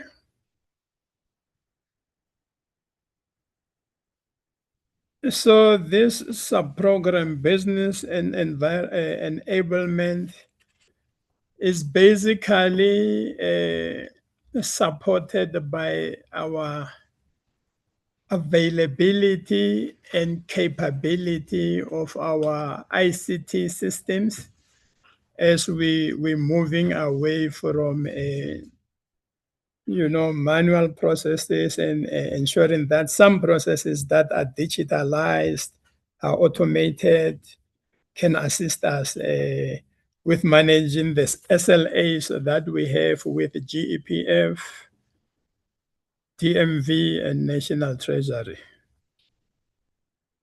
Of course, there's also dependencies in this ICT environment where we have to have live and up-to-date interfaces with other government departments. As an example, the Department of Home Affairs here, or SARS, or the UIF. So those are the things that we're managing. Then let's move to strategic support. Again, cross-reference at the bottom with the pages of the APP. The strategic support key deliverables is the percentage of reaching our clients through the digital communication channels, and also digitizing funeral benefits, because as we know, funeral benefits are critical in ensuring that our members can have the benefit, or their families, I should have the benefits before they even bury the person. This is the type of assistance that will alleviate the pressures there, as opposed to families getting funeral benefits way after the funeral has happened. So that is the strategic support. We're moving. I'm still left with 3 minutes. We are going to be there. In terms of governance, we're talking around how other support functions. That, in the view of EXCO, they are supported, but you would, once you start to understand GPAA, you will see that they are actually part of core business. Your legal services assist us to a great deal where there are disputes in families, where there are divorces, where there are all sorts of shenanigans. They assist us very well. The enterprise risk management, they will assist us where there is a corruption and fraud in terms of the claim processes. We rely on them before we release any payment to ensure that the payment goes to the rightful beneficiaries.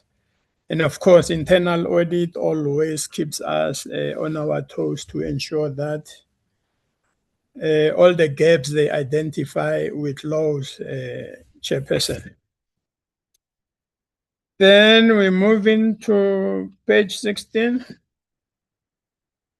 Again, here it's just the statistics committee members to go through at your leisure, and also to ask questions when it is question times. It is basically going a step lower into the details instead of, it is the high level that I have explained of program 2. GEPF members and beneficiaries, national treasury, non-contributory benefits, and the military veterans pensions. So these are just the statistics to just give an idea of how much we administer on behalf of the 3. Then we move to the next. This one gives the details, more details of what we're doing for National Treasury and DMV in terms of key indicators. But you can see here, most of our indicators are at 99%, almost close to 100, to ensure that all these non-contributory benefits are paid on time. The next one basically talks to the same treasury and military veterans. I'm not going to go into those details. And then we go to subprogram 2.2, employee benefits. Remember, the first 2 were treasury and DMV. So these are the key indicators as appearing in our APPs. But obviously, the more details of these are in the service level agreement, which are very detailed. So here we're just picking up the few that appears in the APP. But if you want to see the whole detail of how we administer pensions for the GEPF, you will have to go to the service level agreement. Then we move to the last slide. How am I doing on time? Done. Okay, I'm closing, Chairperson. Our last sub-program is the client relationship management. These are the client liaison officers that go around the country, all provinces, all regions, all you name them, the mobile offices, any other interaction that we have with our members. This is the unit that does that. And their key indicators is to ensure 95% client satisfaction, 91% of client satisfaction levels, number of calls handled for the first time, and not clients or members calling more than once. And of course, we have walk-in centers where people log in, come physically. We also monitor that to say what is the percentage of the clients that are serviced through the walk-in centers. Chairperson, that is the summary of our APP, but the details is there as a cross-reference in all our slides. Thank you very much. Thank you, Acting CEO, and I'm sure you are aware that I've been lenient in terms of time because you are still limping in that regard, so we decided to be lenient. Thank you for that, GPA. And can we then move on to questions and comments?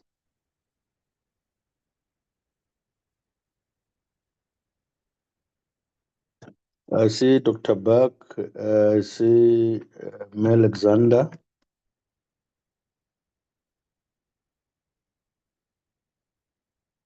I see Lucizo Makubela. So I'll take the first three hands, Dr. Buck, followed by Alexander and Makubela. Thank you, Interim Chairperson. I am switching on my camera briefly, and thank you to those who presented today. I might have missed this in GPAA's present. Well, maybe just before I get to GPAA's. It seems to me, Interim Chairperson, that we sent the PowerPoint presentations of the entities before the time, but not the actual performance plan. Or did I perhaps miss this over the emails? Should we not be looking at the actual performance plans here? Not just these PowerPoint summaries, which might be a bit subjective. Chairperson, I might have missed this in GPAA's presentation, but definitely in March, GPAA, when you were in front of this committee, you explained that 3 of the 9 officials reported in the media were suspended and that you were following HR processes. Can you please now give us an update? You told this committee, and I quote, internal processes were undertaken to verify the accuracy of the reporting. And then you told us that pensioners deserve and we know that pensioners deserve a thorough report on all the claims made in the media. And we need to know what your own internal investigations have uncovered for each claim, and pensioners deserve to know this too. Can you please publish a report on these claims? Then to the PIC, you promised this committee that the issue of suspended senior officials would be dealt with, and I quote, in the first few months of the year. Is that process complete, and can you provide a detailed update to us, please? Then I'd like to know, where is the PIC in terms of strengthening its turnaround and value add unit? Have you, for example, in this year, employed any new people? And what's your current vacancy rate within this turnaround and value add unit? I want to request again that your upcoming annual report includes the investment amount, returns, and valuations of each of your unlisted investments. Then, regarding Bambili again, specifically Bambili Investments, it seems that PIC made that investment without a bankability study. Is this right? Could this be right? Is it normal for the PIC to make investments without a bankability study in place? Can you also tell us whether the manufacturing plants that would be required for this investment to make money have now been built? Chairperson, I'll leave my questions there for now. Thank you. Alexander. Thank you, Interim Chair. And once again, thank you for everybody who took the time to take us through the presentation. Largely around PIC, Your assets under management have grown, but the growth can happen simply because government employees keep contributing to their pension funds, not because the PIC generates good returns. Can you break down how much of this growth comes from actual investment performance and how much comes from the new contributions being paid in? We need to be able to tell the difference between PIC growth because it's an investment as well. And then with regards to your investment principle, you say that you include social and environmental goals along financial returns. But when the PIC primary goal legally obligates it to protect the retirement savings of its beneficiaries, when social or development goals conflict with this basic principle of protecting the retirement savings and possible return for our pension fund members, who decides which takes priority? And then my last question is around non-performing unlisted investments. On our oversight last week, PIC introduced, the oversight was the horrific, the good, and the uplifting. And non-performing unlisted investments tend to sometimes lean towards the horrific.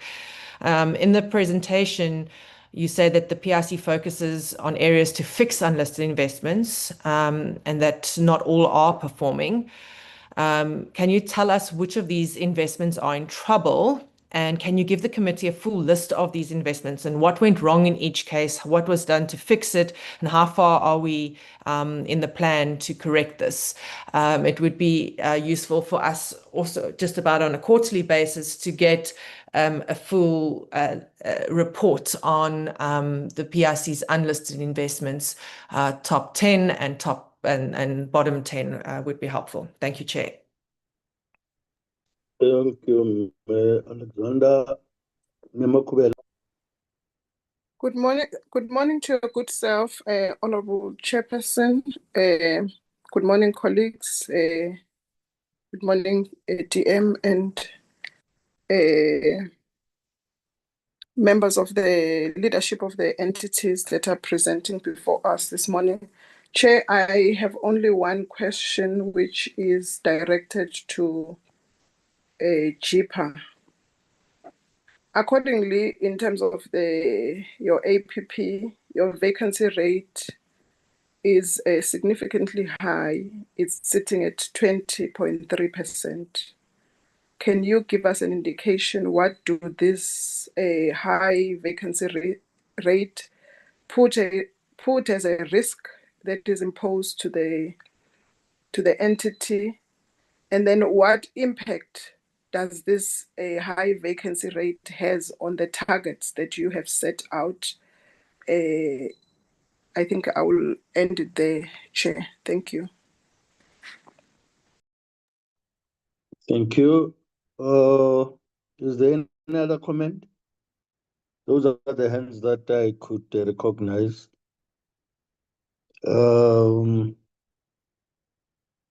Can we as well get from PIC in terms of the infrastructure allocation, which is very low as an asset at the 2%?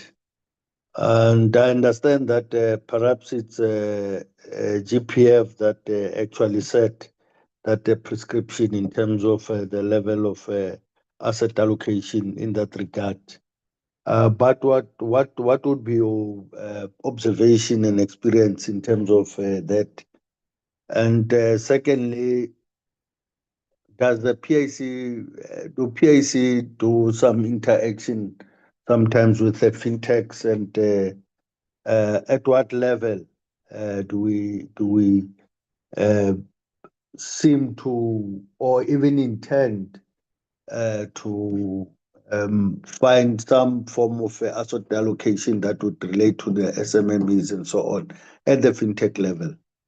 And I think GPAA, I think you should have expected that we're going to have a question that relates to those issues that have been in the public domain, and be able to share a little bit on that one, but as well be able to give a progress, because it's not good to continuously get questions when you know that you're supposed to at least give some progress in terms of those issues, which are very, very much important, because it actually deals with the integrity of GPAA itself. Yes, we understand that GPAA is actually on a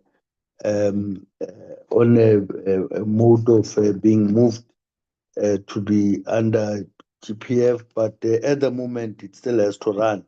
So the integrity part is actually very much important.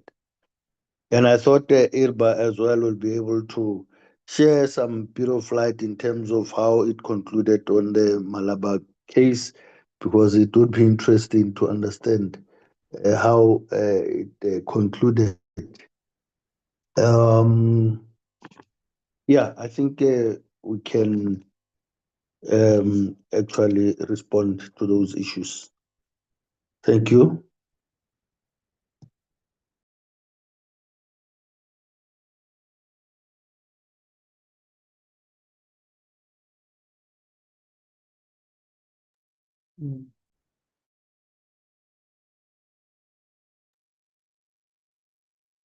Thank you, Chairperson. It's GPAA on the floor.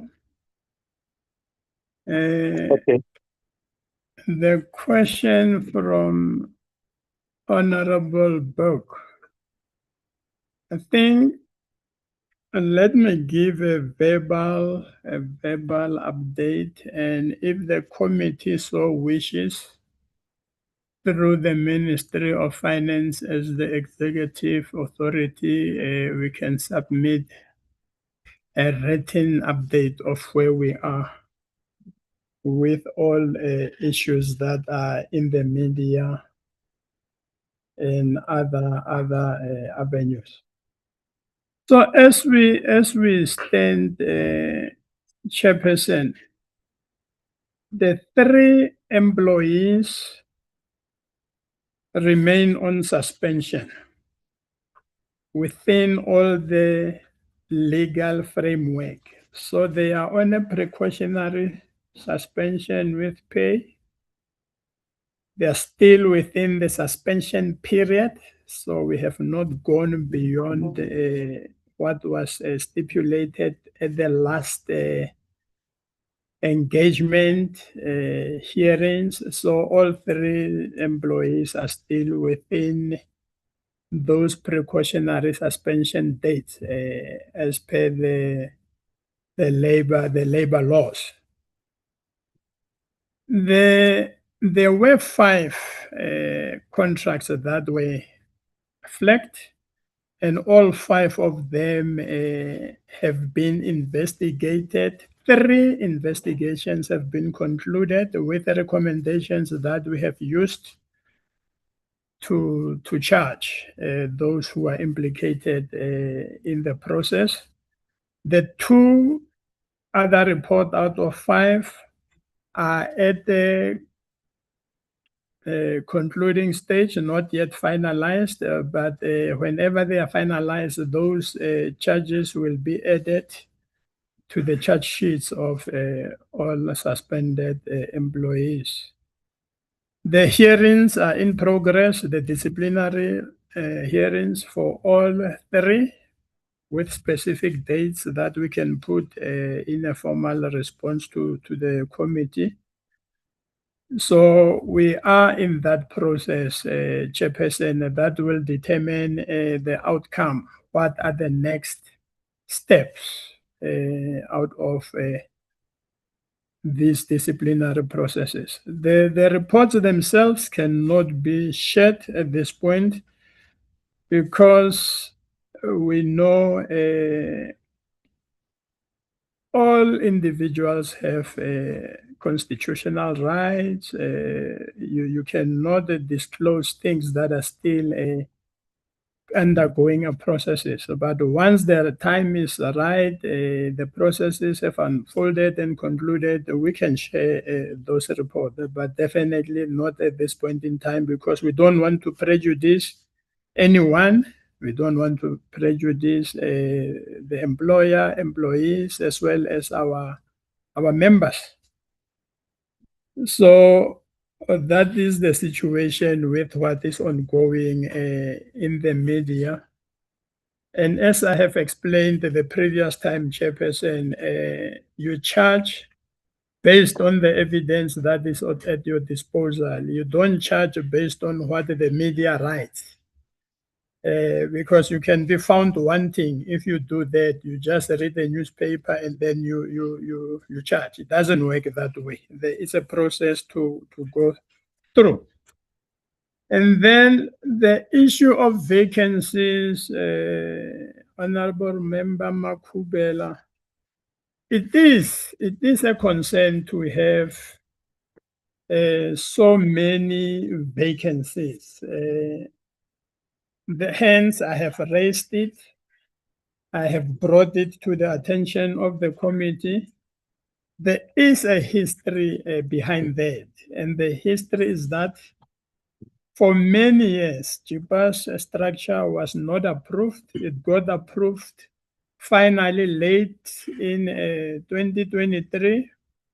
Once it was approved, there was a moratorium in government to cap the cost of employees. Members would know that. So there was a number of years where there was a moratorium not to employ. And that has just been recently lifted. And that's why we're still struggling with vacancies. But also filling 200 vacancies, Chairperson, it is not a process you can do in a year.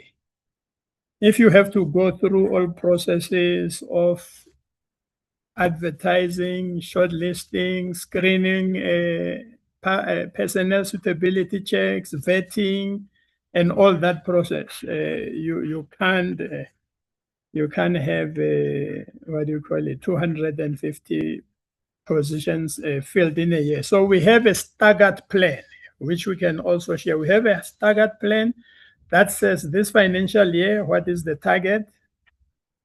The next financial year and the outer year until we fill those positions. But in the process, I don't want to be working on the 250 positions in their current form. I think we also need do we need this 253 in their current form? Or we need, as I have already alluded, that the situation doesn't look good to run an organization with so low-level people. We may combine some of those low-level positions to create knowledge workers. Thank you, Chairperson. I think those were the two questions for GPAA. Thank you. Acting CEO, it's good that you are saying this and the Deputy Minister is in the meeting, because when that question is asked, you just say in this financial year, we are looking at 10% or we're looking at 5% of filling the vacancy rate in the next outer years. This is what we are looking at. So, because, if you just leave it open-ended, it's like you are saying, you know what, we are going to fill them, but just watch us. I mean, we will tell you when we fill them. Just because then it shows that there is proper planning. Because the way you are answering it, it's as if there is no clear targets in terms of time frames.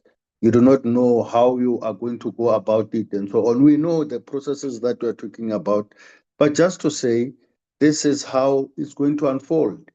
It's better so that members have at least a picture, even if it's not complete, but at least we know in terms of percentage, and this is what it's going to look like in terms of how it's going to unfold. But how you putting it, it takes us back to, because now we are still in the dark. We can't even imagine what you're talking about.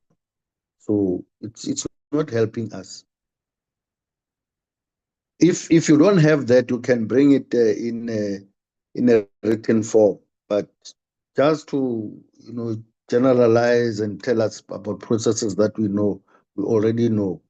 It's just like when they're asking about progress and you say all those things. We know what it means to really undertake a disciplinary or investigations within a public sector. So it would be helpful, when you give progress, we're able to give us tangibles and say, this is where we are, and this is how far we think. Perhaps it might take us another 6 months to complete the cases or to do investigations, and we believe that by this time, we should have completed this process. So it actually helps us to have at least some bit of idea as to which direction are you taking. Thanks, and I hope that we all do the same so that we don't just generalize. Thanks. Can we have a PIC? Thank you, Chair and members. And just to respond to Dr. Berg's question on suspension, we have one matter that is still going through disciplinary processes. We were battling, Honorable Berg, with the timings for all the parties, and we were subsequently able to secure agreement by all parties that the DC can now sit over weekends, just to make sure that at least we are able to get availability of everyone. So that is what is now underway. In the next 3 weekends, we will be dealing with that matter in that manner. And the others are new suspensions, and there is investigation underway, and they are also being finalized.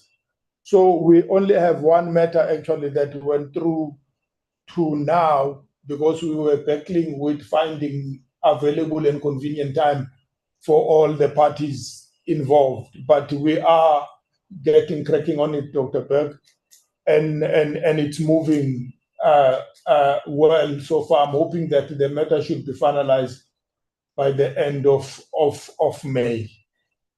And on TOVA and the vacancy rate, yes, we are looking at beefing up all areas, including TOVA, because we have quite a number of distressed assets that they are working with as we speak.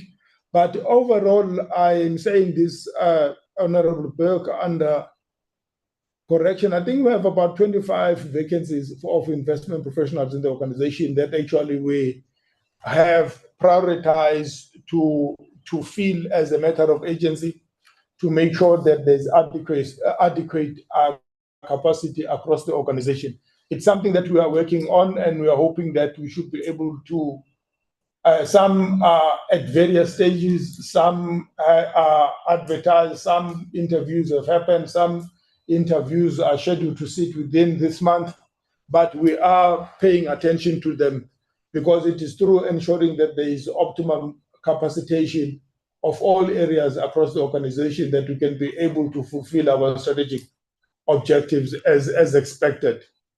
And in terms of the investment returns for all unlisted investment, we will have to submit this right up to yourself, because it talks to a various number of assets, which I'm not in a position to respond to now, but we will be able to submit to you in writing. On the Bambili, Honorable Berg, we responded on the 8th of April and detailed to your good self. And I'm not sure if Dr. Berg was able to receive that, but we can be able to resubmit the full details on this investment, and then we will take it from there. But we will definitely make sure that we then resubmit. But on the 8th of April, we had actually submitted the full report as we had requested in the previous engagement. But we are happy to resubmit the details as well. If it's new questions, we will then be able to also respond thereto accordingly. On Honorable Alexandra, the growth of our AUM has been largely driven by listed equities. Yes, there is some growth on the new investments, and new contribution allocation has been quite minimal at this point in time, but we are looking at really ramping up accordingly as we will be working with our clients for various allocations for the various sectors going forward.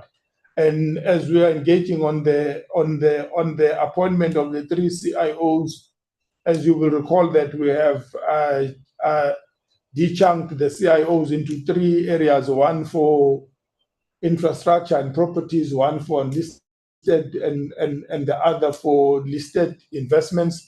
We are hoping that it will be able to give us focused presence and attention on all these areas to make sure that we can be able to deal with all the areas, with all the issues across all those various sectors of focus. The investment principles, and definitely our primary objective is to make sure that we work in accordance with our investment mandate, and allocations are agreed to with our various clients in terms of both which investments are for social returns and also ensuring that the retirement savings of our ultimate beneficiaries are protected at all costs. But I think we will also submit in terms of the non-performing loans on the unlisted side, because it is work in progress. We can be able to provide the various details to yourself as well in writing, Honorable Alexander, accordingly in this regard. The other one on Honorable Sukwati, the infrastructure investment, yes, is lagging behind in terms of where we would want it to be.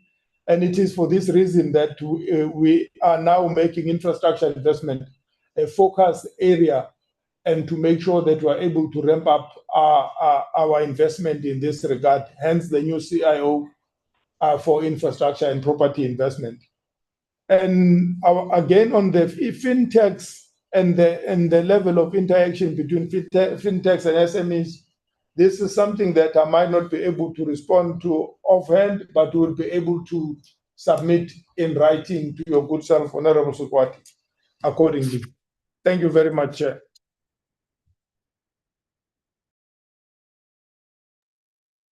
Thank you. Can we have Oral van Rooyen? I think his hand has been up. Thank you very much, Chair, and a very good morning to all in attendance. My apologies, I had a connectivity challenge from my side. I couldn't raise some of the questions earlier when we were given an opportunity, but I'll try to, of course, limit them in the interest of time.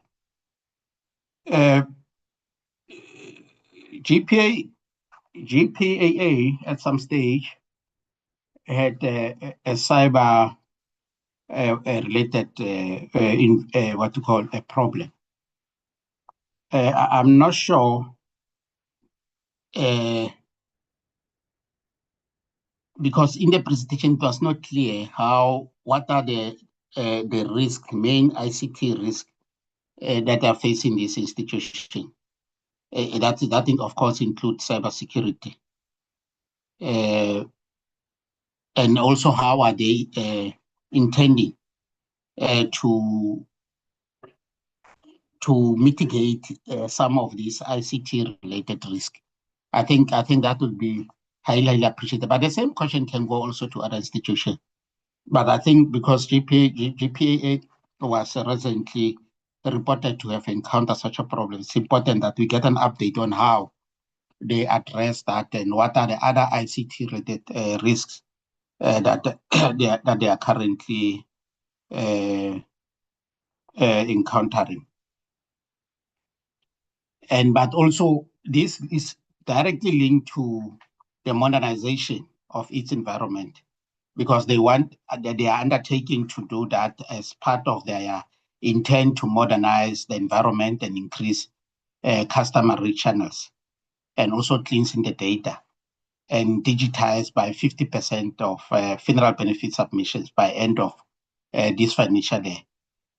Can they update us on what is their current state of modernization program, and what systems specifically for this financial year are being implemented, and how will these projects reduce manual processing, or also assist in the improvement of data reliability and short-term benefit payment turnaround times, because that's one of the key problems that we are usually notified by their clients. And I want maybe go to PIC, more especially the board. You know, last time we visited Daybreak, and we were left with many questions, of course, as to how this failure was registered, even if PIC governance framework includes board committees for audit and information technology, risk, social, you name them, human resource and remuneration, listed investment, unlisted investment, and property investment, and directors' affairs, of course. How does the board ensures that investment decisions, especially in unlisted investment, are subjected to effective independent challenge, but also risk assessment and post-investment monitoring? Because it's what Daybreak is a clear example of lack of post-investment monitoring. So how does the board ensure that such, because there are committees in that board who are supposed to be doing this work, how are they ensuring that we don't have recurrence of this unfortunate situation that we went through at Daybreak? I mean, it's painful. It's very, very disheartening, because as we speak, people are sitting at home. More than 2,500 people are sitting at home as a result of this failure from more especially related to governance-related issues. What was the role of the board in that process? But at the same time, can they tell us how they make sure that, or how have they decided to make sure that we don't encounter such unfortunate recurrence? And lastly, Chair, the PIC also is identifying digitization as a strategic driver to improve operations and stakeholder engagement, of course, through the IT systems and digital capabilities. What specific digital system will be from, because I'm asking this from an oversight perspective, should we expect in this financial year? And of course, how will this in their take improve investment monitoring and risk management?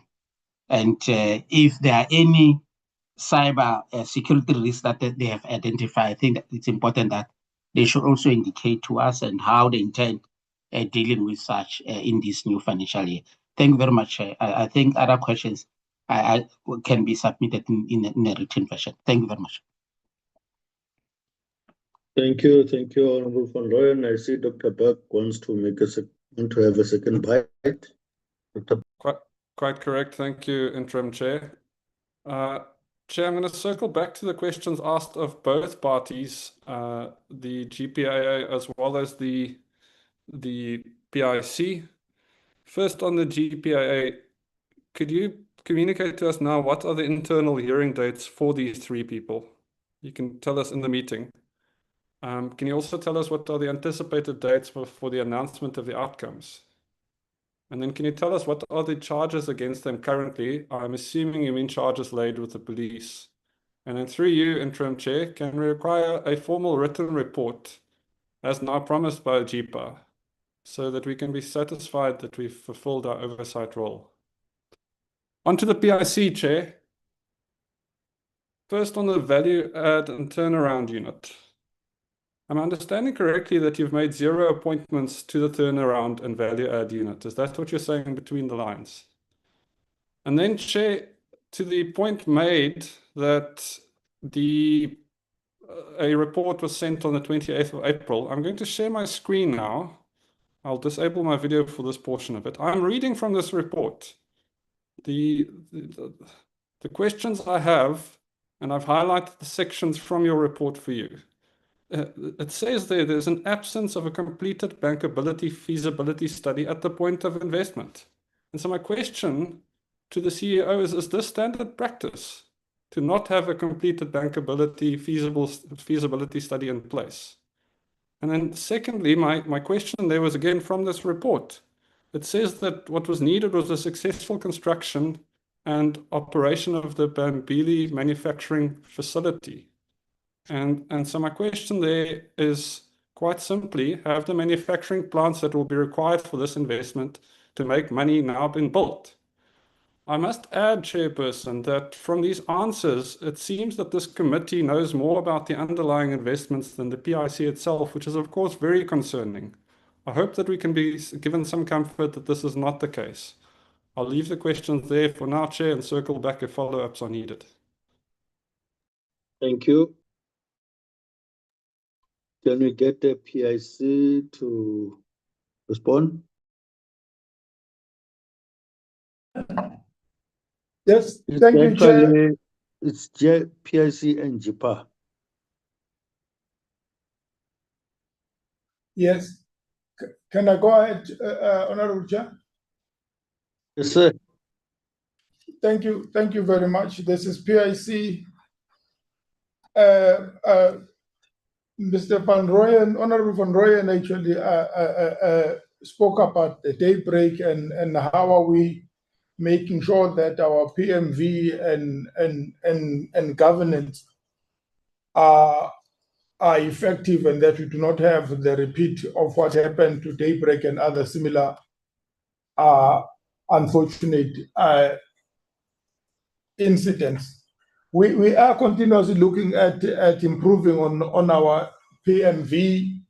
As you will recall, Honorable Van Rooyen, Honorable Member, there's actually that we did say we are reviewing our PMV operating model to make sure that we are able to look at the cradle to grave approach as an organization to make sure that there is much more proactive monitoring and preventative engagements with our assets, and making sure that if there are any follow-ons, we are able to make sure that we do that with a very clearly defined process, as opposed to re-engaging a follow-on as if it's a brand new investment.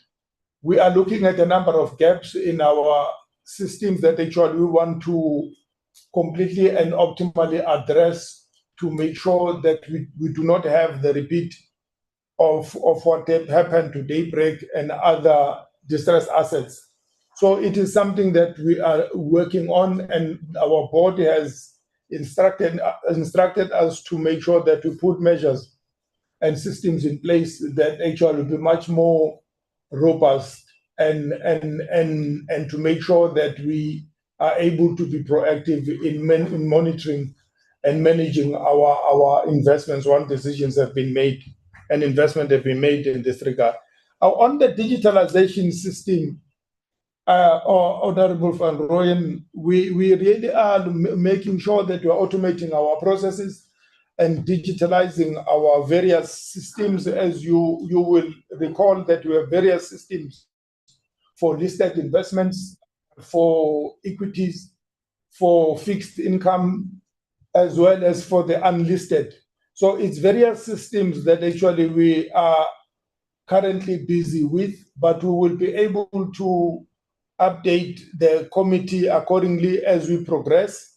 But we are hoping that it will be able to bring about efficiencies as well as timeous reporting across our investments, and that we should be able actually to account much more better and much more timeously for all the various investments that we hold. And again, coming back to Honorable Burke, the TOVA unit, yes, we have made some appointment. We do have actually a new people that are within TOVA. Yes, if we're maybe to ask me that is it sufficient, there is more that requires to be made, but I can tell you for sure that we do have actually new appointments that we've made within the TOVA area. But again, just like all other areas, Honorable Dr. Burke, we are paying attention on making sure that there is sufficient capacitation across our organization to make sure that we can be able to make the right investment as well as the required interventions and improvements for all our investments. The Bambili report, and unfortunately the teams actually that were responsible for this are not with us, but I'm more than happy to make sure that we do provide a formal report to all your questions in this regard. But definitely feasibility studies and feasibility reports are all reports actually that are supposed to be made and that are supposed to be in place before the final investment decisions are made. I will have to submit a written report to your question once actually I engage with the various and relevant teams in this regard to cover all your questions, Dr. Quirk. Thank you very much, Chair. Thank you. GPAA. Thank you once again, Chairperson, and apologies for not going to the details. Let me do that so that the committee can have comfort and also be able to respond when questions are asked. So with the investigations, the first three that I spoke about were concluded in January, February 2026. So they were concluded. And then there was a first hearing for the CEO in March, and that continues until in June. So there is a sequence of hearings depending on the availability of all parties. But the expected date of conclusion is end of June. For the other colleagues, the former acting CFO and the former acting chief director, client relationship management, their hearings started in April. There are scheduled ones for May and also for June. And even in those cases, we're expecting a finalization by close of June for all three. I hope that the detail will assist to give a clearer indication of where we are at. With regards to the vacancies, we do have a plan. Maybe it's my fault by not getting into that detail. So we looked at the 253 and we staggered that into 70 employees over the MTEF.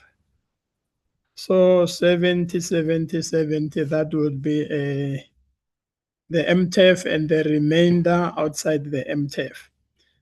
The reason I did not go to this was as we also move into, call it integration or back to GEPF, we may also change these numbers depending on the corporate form and status that GPAA is going to undertake. But the actual budget of the vacancies is 70 for the MTEF period. Chair. Then there were questions from Member Van Rooyen referring to the status of the cybersecurity at GPAA. I am with the head of IT here sitting next to me. He will address that matter of cybersecurity and where we are up to now. And then on the modernization process, I also have the chairperson of the modernization committee between GPAA and GEPF. She will also give the committee the update of this modernization. Thank you. Over to the head, through you, chairperson, the head of IT. Thank you. Thank you, Chair. The cybersecurity risk is a big risk for the GPAA, all organizations. And what we have done to keep that risk at a very high level or to mitigate that risk is to elevate the cyber risk to a strategic level. So we're constantly updating and monitoring what we're doing there, what is in the market available, and how we can align to make sure that the necessary controls are in place. In respect of the cyber incident, we did receive an interim information regulator report. We attended to the required recommendations as well as the findings in that report. And the core of the updates that we invested in as well as implemented is a network infrastructure upgrade with the necessary security controls on all our networks, both at head office and all the regional offices, as well as the implementation of a security operations center. So that was the core items that we attended to, and we're continuously upgrading and attending to improving on the controls that we are required to attend to as per the applicable directives. Chair, also on the data management and the data governance side, we already started about 2 years ago to understand our data structure. That's both for unstructured as well as unstructured data within the administration.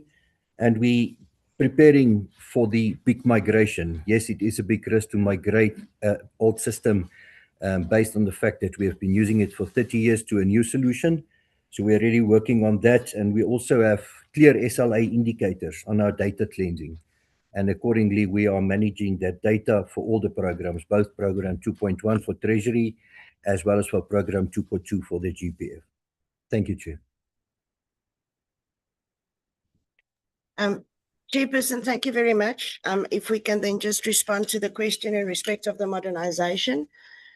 So the modernization of the GPAA systems is a project that is a co-owned project between GPAA and the GPF. And the sourcing of the system is a matter that will be happening through the procurement systems of the GPF. That matter has been put out to market, and the evaluation in respect of such has been done and concluded, and we are actually currently awaiting the final feedback from that process through the GPF, as it will be sourced through the GPF procurement systems. It is also intended that what that modernization system will entail is divided into 3 areas: the pension administration system, the financial management system, as well as the client relationship management. So there are 3 components to that modernized systems that is intended to be acquired, and it is intended to be a managed service in that regard. The current roadmap in regard of that modernization stretches up until the end of the financial year of 27-28. So once that conclusion in relation to the procurement process has been made available, obviously the implementation of this project will commence in respect of those 3 areas. Thank you, Chair. Thank you. Colleagues, can we move on to the next set of presentations? Chair, I do have a follow-up question for the PIC. Okay, that should be the last one, because now we have taken over the time for next presentations. Dr. Beck? Chair, thank you, Chairperson. Just for the public and participants on this call, a feasibility study that's bankable proves to banks and investors that a project is technically sound, economically viable, and carries low enough risk to justify financing. I appreciate that the CEO has just shared that no feasibility study that is bankable was in place. And so the question to him is quite simply, given that 30 million rand was sunk into this investment and it's now worth around 3 million rand on your books, will an investigation follow into the officials involved in making an investment decision that did not include a bankable feasibility study by their own admission and his own admission, that should have been in place, especially for something in a speculative technology such as hydro? Thank you, Chairperson. Thank you. Can I respond with the Honorable Chair? Yes, please. Thank you. No, I think Honorable Burke, I have not actually said there was no feasibility study. All I said All I said, we will definitely report and give you a formal response. Sorry, as Chairperson, regards order. the feasibility study. Order, Chair. We can't have people misleading the House. A formal report was sent to this committee. Dr. Berg, The chairperson Dr. Berg. referred me to this report, and in that No, no. report it indicated that no study was in place. Which is it? Dr. Berg, can we give the CEO an opportunity to respond? If we are not happy, we will request him to do it in writing. So that He's done it and we he's are not- misleading us, Chairperson. Either it It's was in fine, place or it was not in place. Dr. Berg, we're going to get the response, full response in writing. He's And already we'll done take so, it. Chair. Hello? Chair, he's already done so. I've shared it with us. There's no point in another written response that contradicts what's already been presented to us. That would further mislead us. No, Dr. Berg, I think that would give the committee an opportunity to look at that, whether it's right or wrong, but the committee will then be able to decide on the matter. Chair, I'm sharing the document again. It says the absence of a completed bankable feasibility study. Can the CEO please indicate to us whether it was in place or it was not in place according to his own report? I think the CEO is still responding. If we give him, But he was that misleading us opportunity- because he's saying, Chair, that now he's Chair, not permitting. Chair, Honorable No, no. Squati, but if Dr. Berg does not allow the chairperson to respond, and then Dr. Berg, you want to ask questions and then answer yourself No, those sorry, questions. Honorable No, Makubela, the only we thing can't I'm allow stopping that. is the House being No, we misled. can't. We can't allow that. people misleading us. No, but you can't No, allow that. colleague, You can't ask it's questions fine. and then you want to answer those questions yourself. I You haven't must asked that allow the question. chair to. You must allow No, the no. chair of PIC to respond to those Honorable questions. Makubela, could you please But calm you down? can't. I'm also not going to allow you to do that thing of No, no, you Dr. Berg, disrupting Dr. this meeting. Berg, It can't be about you here. Dr. Berg, It and cannot be about you, Dr. Berg. That one Honorable you Makubela, must Calm down. understand. It can Can we never be have about you. You must allow the colleague- processes of questions to be responded to. You What can't if we're ask a being question misled? and then you respond to yourself that question Why and you are you disrupt all protecting of somebody us. that's misleading us? I don't want you to be muted. I'm going to request that the CEO concludes his remarks and request that they also do that in writing, and the committee will deal with this matter. He's done so already, This is not the Chairperson. I last don't time understand that your we're going ruling. to deal with this. Can your ruling just be clear? If they've provided something in writing, and now you're saying they get to contradict that in another form of writing, what exactly is your ruling? Can you just be clear on No, this, no, Chair? no, but already, Dr. Berg, already you have got that in writing. Now, if the chairperson, the CEO, is going to give that in writing, we are able to deal with that as a committee. I don't understand, Now, Chair. He's you given it have in got- writing. Are you giving him another opportunity to give it to us in writing? And will you allow him But to you contradict have- what he's already given us in You, writing? you are Yeah, you but are this talking meeting about can't be something about. that you have Can't be a in dialogue your between hand, Dr. Berg and we and don't have yourself. it. And I'm saying, let him do it in writing so that we are able to But hear he whether has, it's Chairperson. Just contradicting clarify himself your or not. ruling first. Chairperson, just clarify your ruling. He has given it in writing. Do you want it to give it to us in writing again or to contradict what he's given us before? There you go It's again. If fine. you are Let he's him going to be conclude his contradicting, you are now response, then we'll responding for him. finalize it. Dr. Berg, can we allow the CEO to conclude? Can you just be clear on the CEO? ruling and then I'm happy to proceed, Chair? Do you want him to contradict or to repeat? My ruling, No, my ruling was that as committee members want him to respond, and we are prepared to listen to him. Can we give the CEO to conclude, and will then conclude on the matter? CEO.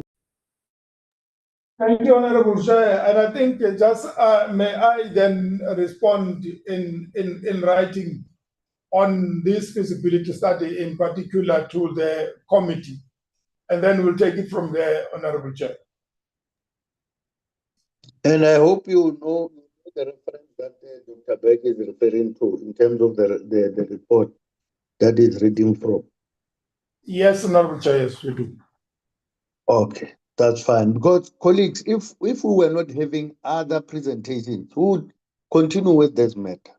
but let's allow others to present. We'll then await the response in writing. That must then clarify in terms of what the report is saying.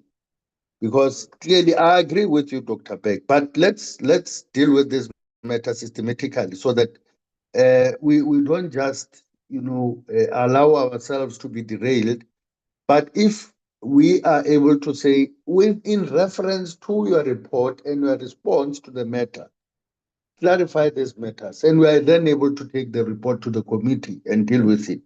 Chairperson, I'm happy to move forward. There's patently a problem in understanding here. We've already been provided in writing a report that says the feasibility study was not in place. What I'm now asking the CEO is whether he will commit to an investigation of why that feasibility study. I don't believe this committee can ever give him the power to retract what's already been provided in writing, provide something new in writing, and then not commit to an investigation.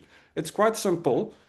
There now being a written version that says the feasibility study was not in play, will he commit verbally or in writing to an investigation on the individuals and officials involved? And then we can move on, Chair. That's fine. I think the CEO is hearing that. And we will then follow it up. CEO? Thank you, Honorable Chair. We will definitely respond to all the matters as raised by Dr. Berg. Okay, thank you.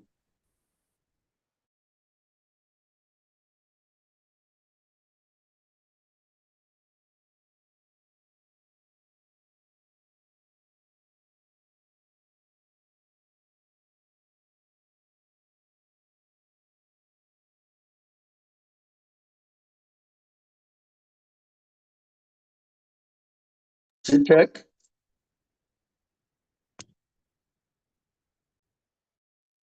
I think those that have presented are free to disengage, and we'll then be able to continue with others. And once again, thank you for making those submissions, and we really appreciate your presence.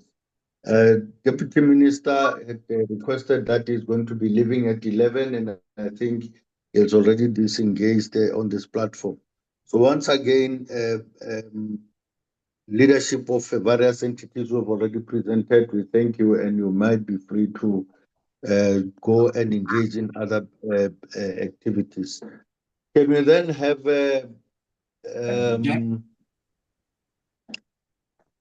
GTAC? Good afternoon or good morning still, honourable members and interim chair. I'm Renette Engelaar. I'll just put my video on for a brief moment. Hi, I'm Renette Engelaar. I'm the acting head of GTAC. Thank you for affording us this opportunity. I talk very fast, but I hope it's clear on the slides that the information that you require, and of course, we'll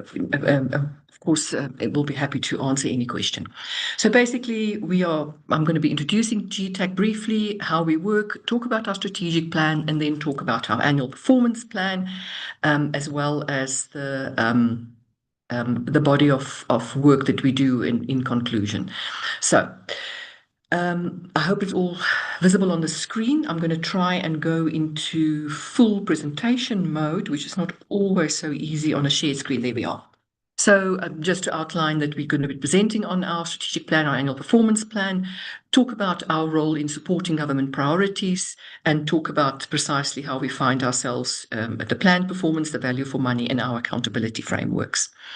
So I think the mandate and functions of GTAC remains.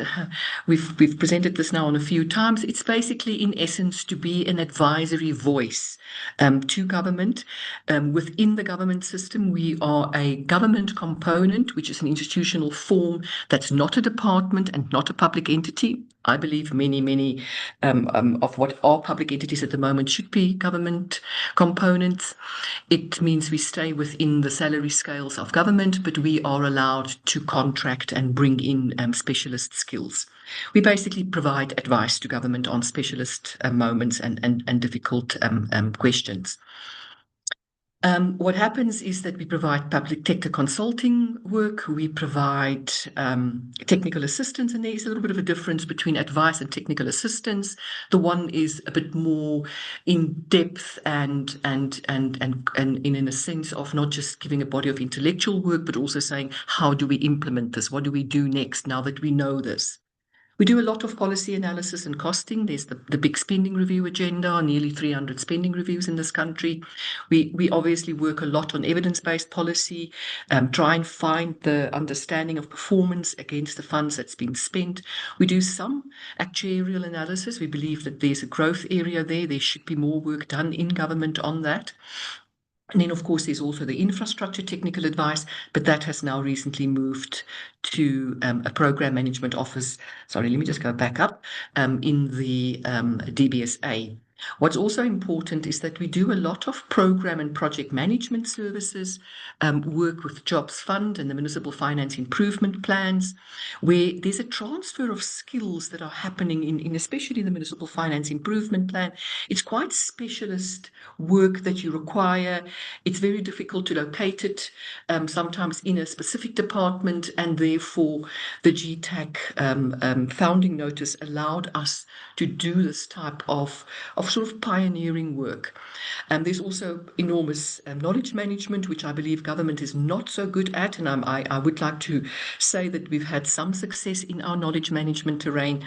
We have a very active knowledge management hub. We are visited very regularly by just about every country in the world, it looks like to us, we're looking at the knowledge products that we provide, the case studies, the assessments, the data, cleaned data that's available for people to work, for analysts, researchers, students to work with. But also every 2 years, a big conference on government spending, and we call it a winter school, where we reach out to all of the universities in the country. We include students from all of our 24, I think by now, research universities, and share and try and pull them in with specialist skills into the government terrain. What we do is we work in a sense of hubs. We've got a consulting hub, program management hub, and business support hub.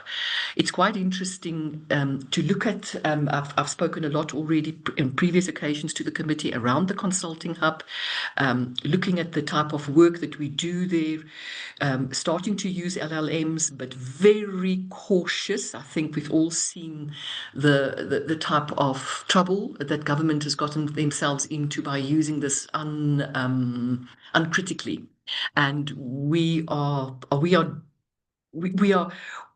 do some work with artificial intelligence, and then we double check against old-fashioned, hardcore intellectual work, and we pick up problems. So that's a very interesting terrain that we are trying to explore, but we are very aware that it's not a straightforward process. Anyhow, another body of work that we are doing that I find very interesting is operations optimization. This sounds very boring to people, but I believe that there's a stranglehold in government around the understanding of business processes and the optimization of business processes. For instance, in supply chain, once you understand all of the steps and you can ascribe timelines and estimated work moments to that, you can develop quite a complex model. Not a complex model, I'm really not, just a basic model, to say how long should it take if you get a body of work. It helps people to understand what to do and at what timeline to do that. We do a lot of business plan and implementation plan for departments, looking at the feasibility of some of the arrangements. We obviously do the spending reviews as always, and there's a growing need for a bit more strategic thinking that people need facilitation with, and we do some of that work. In our program management hub, as I've mentioned, for the Jobs Fund and the MFIP, it is a way of dealing with complex projects and programs in government that allow us to incubate and pilot new approaches and to see what works, what doesn't work, and then ultimately to massify this back into government, to understand what have we seen, what is the value, and how do we make the rest of government actually work in certain ways. We've given a lot of attention in the last year or two to our in-house business processes, especially if you hear me sort of passionately talk about optimization of operations. We've done that for ourselves within the GTAC space, and it's been very successful in our procurement environment. We one of sort of a handful, I guess, of departments that get a clean audit findings on our procurement. We get clean audits, period, but specifically also on procurement, which is an enormously difficult task. And we have a financial management support component that pay over, I think, 3,000 invoices, all of them on time. And obviously, we've got the strategic management and communication component, and then the human capital management. These are very difficult spaces, the human capital management in government, because of the highly regulated space. You sort of, in many ways, feel that you are just running to fulfill the regulatory requirements, which are, appropriate requirements, but you very seldom actually in this space get time to think more strategically around your HR. And we are trying to move to such a space where we can more strategically approach our HR. It's clear that the hub model allows us to break down silos and to promote collaboration between people, to see what's the impact of increasing numbers in one area, what's this business support requirements in another. We optimize our resource allocation, we streamline processes, and we sort of have a critical mass of expertise that allows us to move towards, and I don't want to overstate and underpromise. I hate that type of thing, but I think we are getting to the point we've got centers of excellence in some of these areas that we are now sharing also with the rest of government, obviously. And we allow ourselves to have a more coordinated response to public sector needs with this hub system. We've had a review. I've previously shared our client review that we did about a year ago, the very positive views of the clients of GTAC. But the reality is that we have these specialized skills. We avoid the inefficiencies of having to appoint highly specialized skills that is necessary for a limited project. So we have people that come, they work on the project, and then we don't need them further. And it really allows an efficiency to be built into the government systems. We get high regard comments on the professionalization of our team. Government is not an easy space to understand. And I often say I don't feel like I want to explain Government 101 to outside consultants. And I can see the value of having a team that has been built up over the years that come with highly specialized skill set. We get the job done, we customize it to what is the government needs, and we understand those processes. So we provide a service that seems to be valued. So our strategic plan, the 5-year strategic plan for 2025 to 2030, we based it on, first of all, we did our big evaluation. What do our clients say about us? What do we do well? Where can we improve? And that was then built into this plan. It links immediately to the national strategic priorities, and I want to say priority 1 and priority 3, which is about the capable, ethical, and developmental state. What we do support that very clearly, but also around inclusive growth and job creation. By having data, by providing evidence, by providing technical advice for decision making, we are enhancing the state. We are also enhancing capacity development within government by sitting together with people. We have, in our spending review approach, we worked with all of the provincial treasuries, national treasury as well, of course, but all of the provincial treasuries, where we sat with officials, we showed them. And I was always so touched by how infused provincial officials become once they get the technical know-how to deal with the information that comes their way. So those are the type of approaches that we have.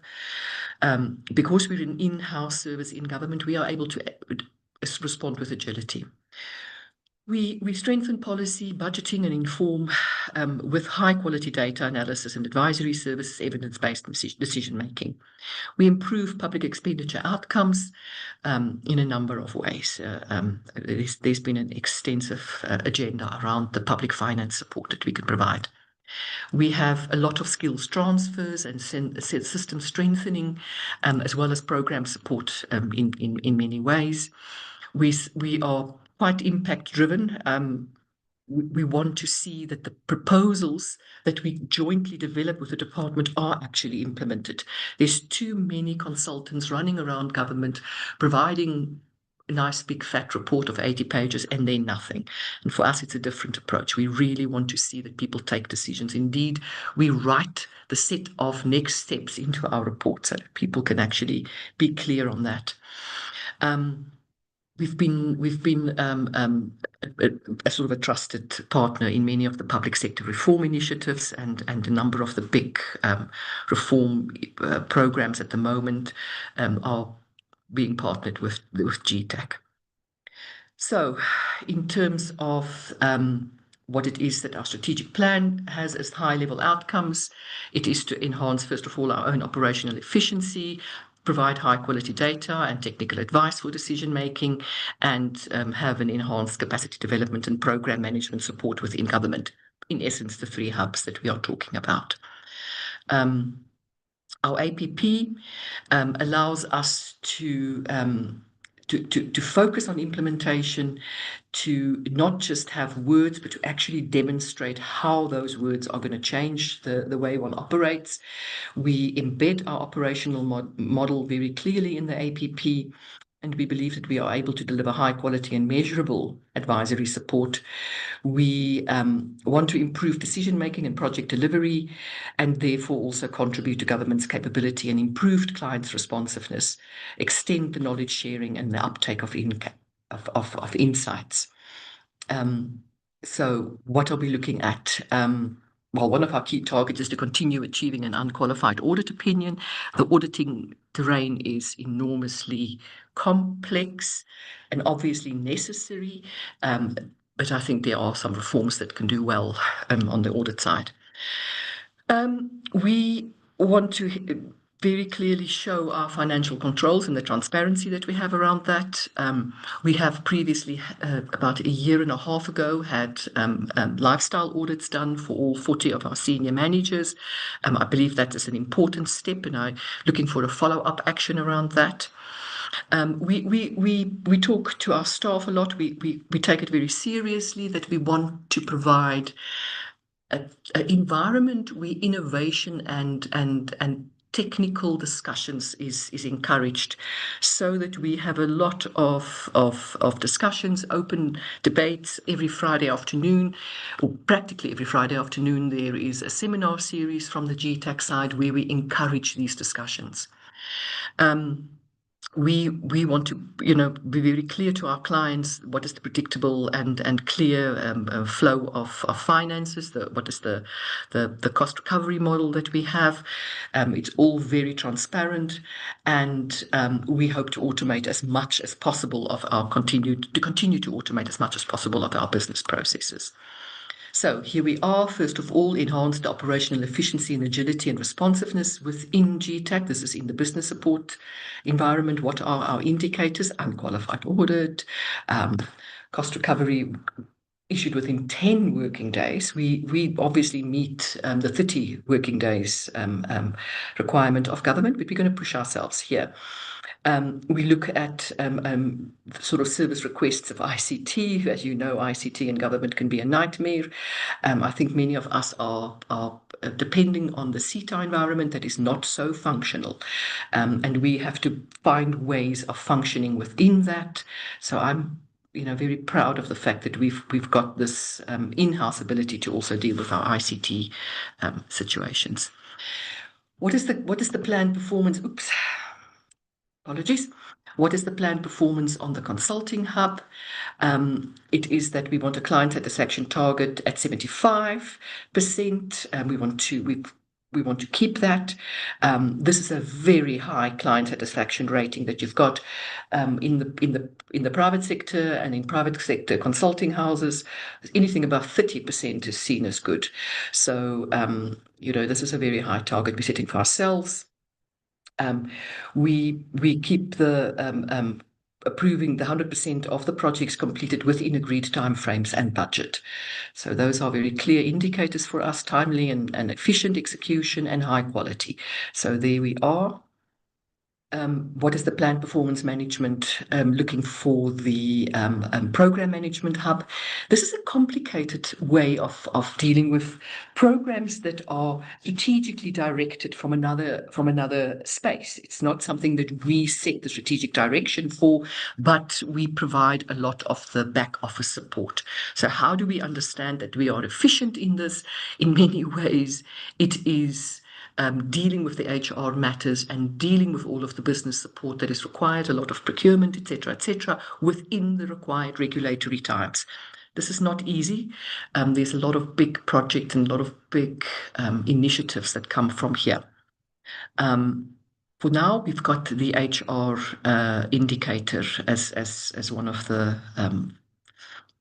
primary indicators on how the program management hub needs to function.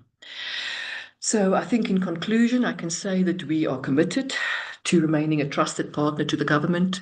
We believe that we can deliver high quality technical advice and program support, and we have done so in our reviews and in the assessments that we get from our clients. We want to be responsive, reliable, and professional. Sometimes being professional means that you will say to a client, I think you've got the wrong end of the stick. We disagree with you. We don't think that your analysis is comprehensive enough, or your insight or your view. Here is additional data, here's international practice, etc., etc.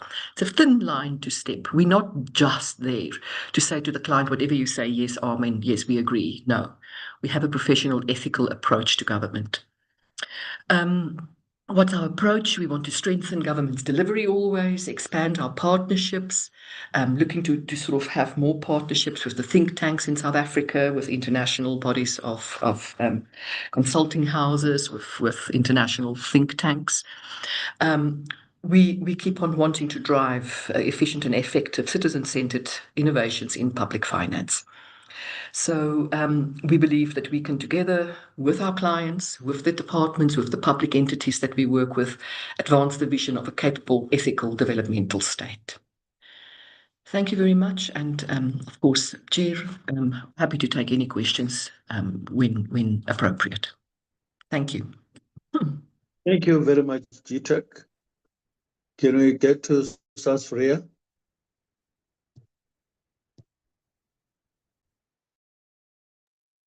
$20 minutes, SASRIA. Thank you, Chair. Let me just line up.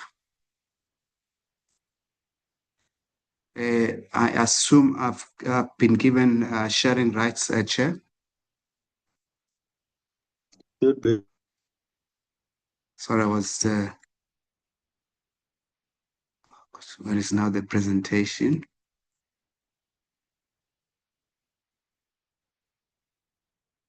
I'm trying to share the presentation, Chair. It's just taking a little bit longer.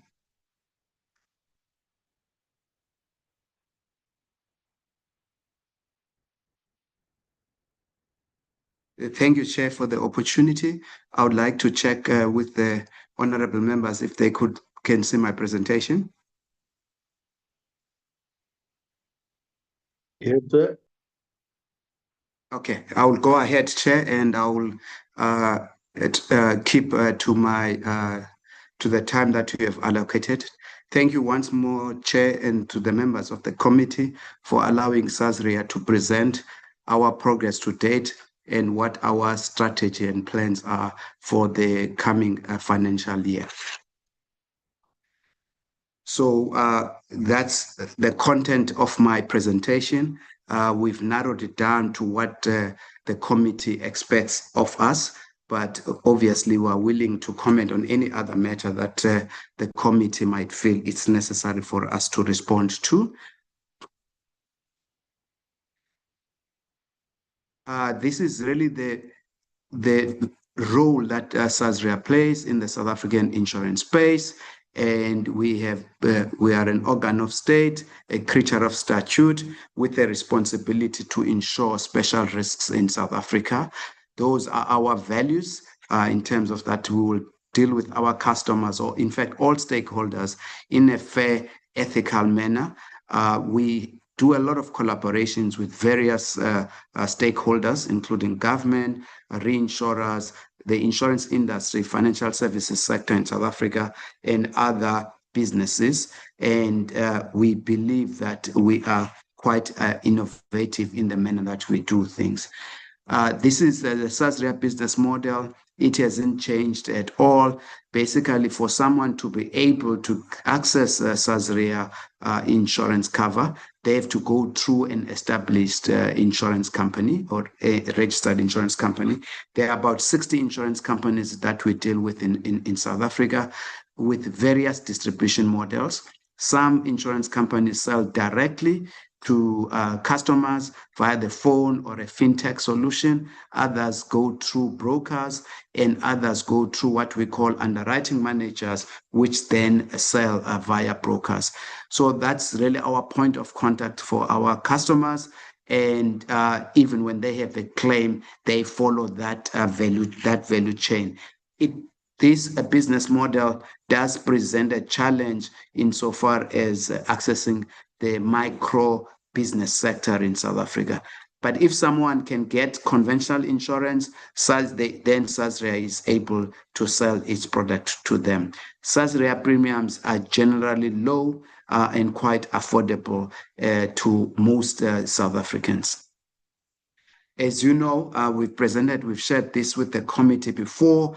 We established as a Section 21 company in 1979. We evolved, having many years of profitability until the July 2021 event. In that particular year, we made a loss of a substantial loss of just over 24 billion rand. And another defining aspect of SASRIA was in 1998 when the Convention of SASRIA Act was promulgated, and the intention of that particular act was to get dividends out of SASRIA. We paid just close to 16 billion rands in dividends during that particular period. And then the second aspect of that was for SASRIA to comply with various insurance regulations. Before that, SASRIA need not comply with insurance regulations, and also for us to be able to pay tax. I think the members, we've done various briefings to this committee, and I'm not too sure as to how many changes have happened in the committee in this current administration, but I am glad to see some familiar faces. But to summarize the key messages of what we've been able to do over the last 3 years or so, or since the loss in July 2021, from a premium income point of view, the business has doubled in size. We used to be a 3.1 billion rand company. By this year end, I can confidently say we're going to achieve 6.4 billion rands of premium increase, the premium GWP. And that is influenced partly by the rate increases that we did immediately after July 2021 and the ones that we've just done now on the 1st of October last year. Our SCR is sitting comfortably at 400%, but I will caution members around that in saying that the appropriate measure for SASRIA is to look at how much or what event can it handle on its own without getting government support. So that number, that amount, SASRIA today can handle an amount of an event with a loss of 25 billion rands, which is a combination of our own funds and the reinsurance that we've been able to negotiate for this particular year. When I first met this committee, just soon after we appointed, I was appointed as CEO, that number was sitting at 10 billion rand. Now that number is sitting at 25 billion rands. We've got our own funds sitting at 21.6 billion rands as at 31st December 2025. We've just concluded year end, and our numbers are currently being audited. That number will definitely go up for the quarter, the last quarter, which ended on the 31st of March. Our 10-year average loss ratio is 30.3%.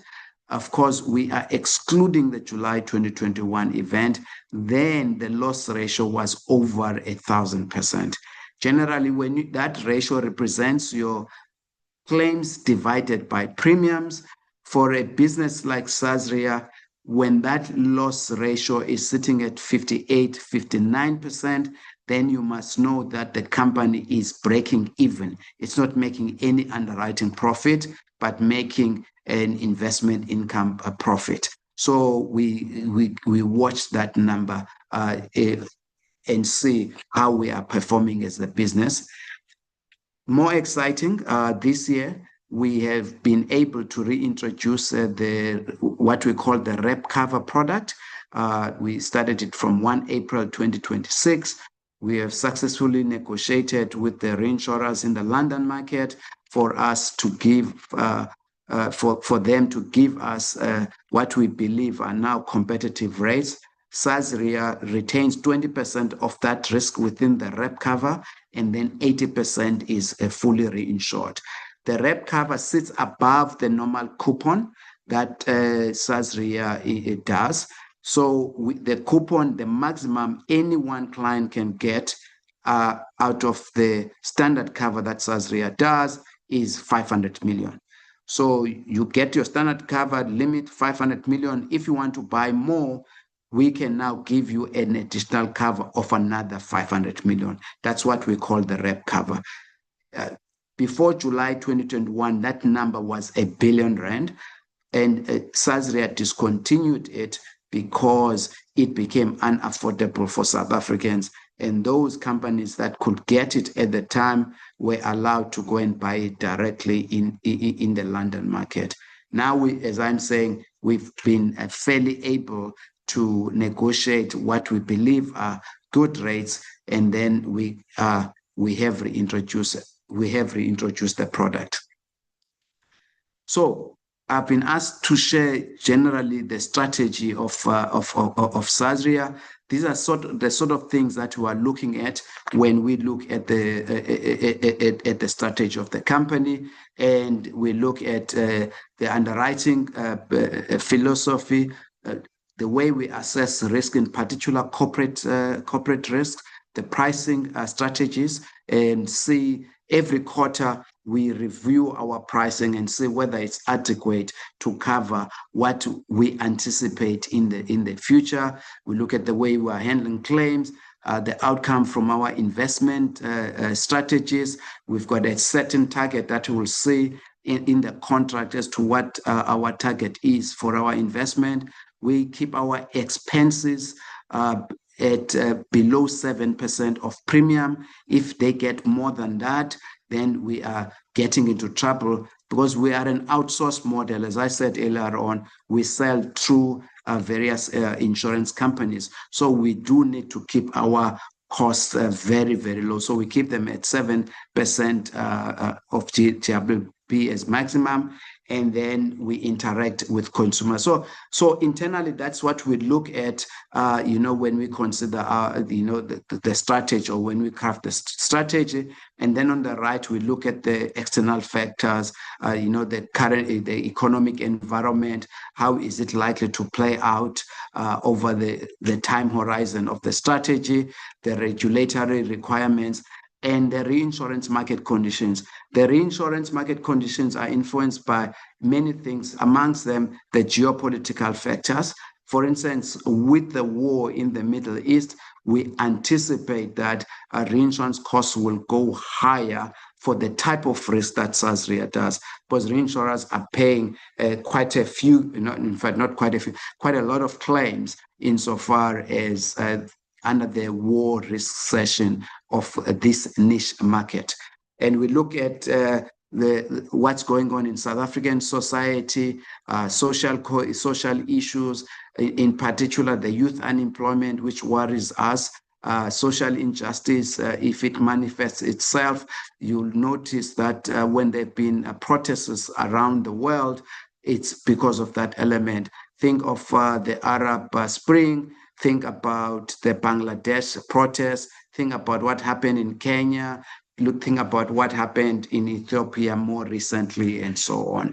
And also in the US and the UK. In the UK, they've had far-right protests, and in the US, there was a protest against the billionaires being in charge of the democratic process.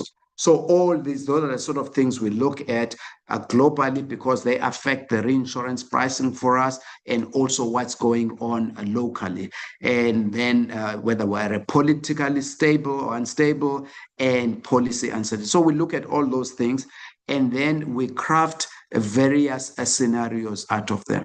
These are the things that the driving forces and critical uncertainties that affect SASRIA. Definitely in the top two is you are looking at the level of unemployment, especially the youth, and GDP growth, which are linked to each other. Election years are always a problem in our sector.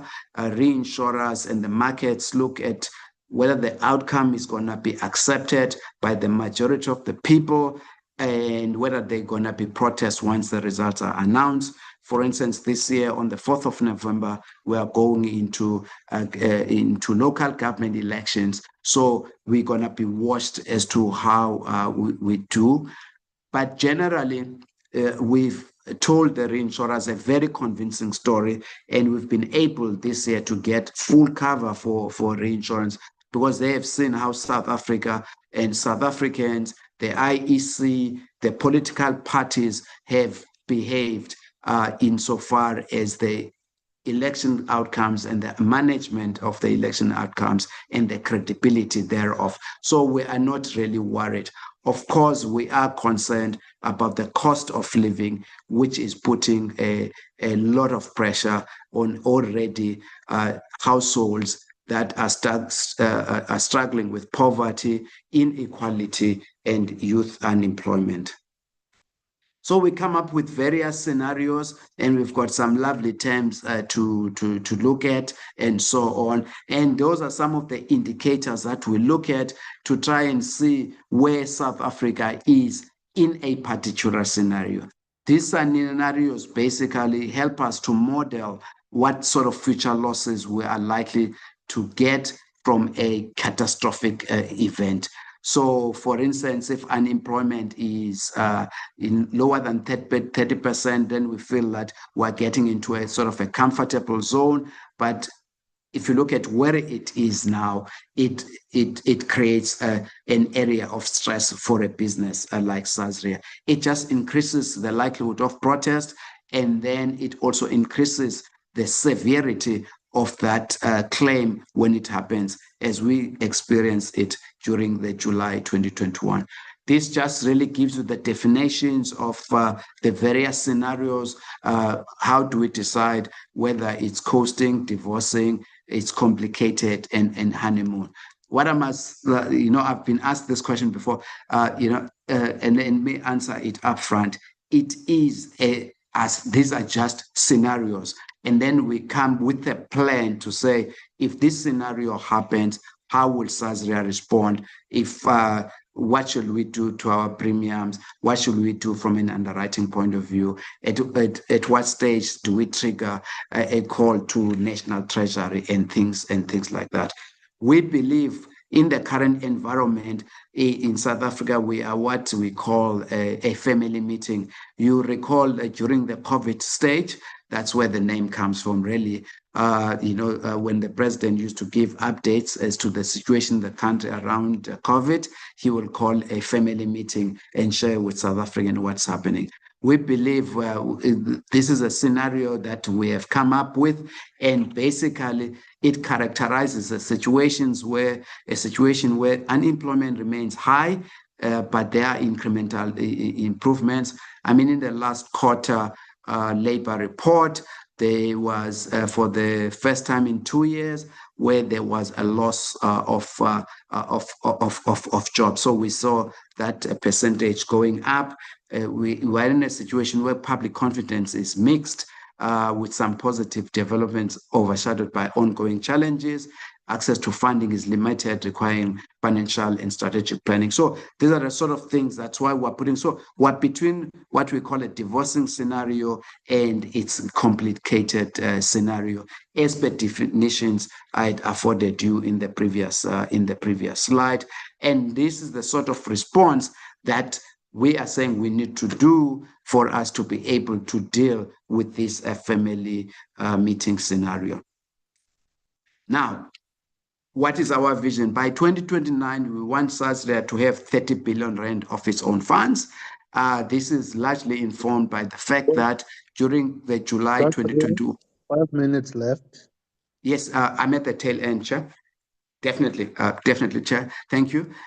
We are a target of 30 billion informed by the loss that we experienced during the July 2021, and to create some independence from us or to negotiate better with the reinsurers. These are the strategic pillars that are driving that particular strategy. If we execute on those well, we should be able to get to 30 billion without a catastrophic event. Over the 5-year time horizon of the corporate plan, the first 2 years, we call it the restore and defend. I can gladly say that we have achieved that as SASRIA. SASRIA is in a better state than it was before July 2021. Our own funds have moved from 9.5 billion to close to 21 billion. Premium income has doubled. SCR of above 400%. It was 350. So we're in a better situation. And right now we are in what we call the capitalize and optimize stage. That's where we are. And these are the what needs to happen in each of those pillars for us to be able to achieve our strategy. And if you look at the 25-26 year, we can tell you we have achieved most of the things. Of course, this is still subject to a performance audit that's going to be done by our auditors, and we're just giving you a glimpse of where we are at the moment. These are the material risks that are facing our country. I won't go into detail. The members have seen this slide before, and some of them will look very, very, very familiar. And these are our KPIs for the 26-27 year, where we believe that we're going to be able to build this company to be about a 7.2 billion rand premium income business. And yeah, so we expect to hit those particular target in this particular year. Thank you, Chair. I try to be as fast as possible, and we'll take questions when the committee has dealt with the other presentation. Thank you, Chair. Thank you for being within. Can we have Land Bank?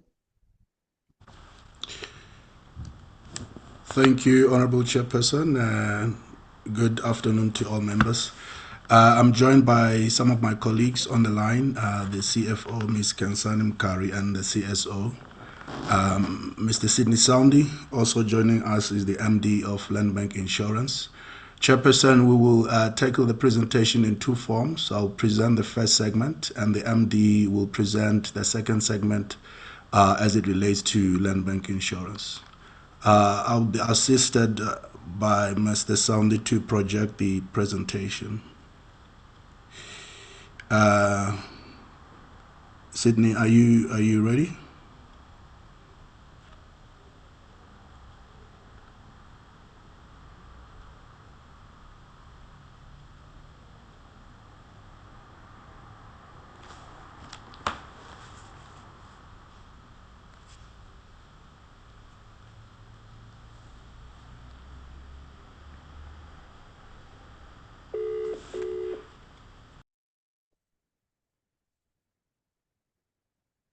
Mr. Soundy?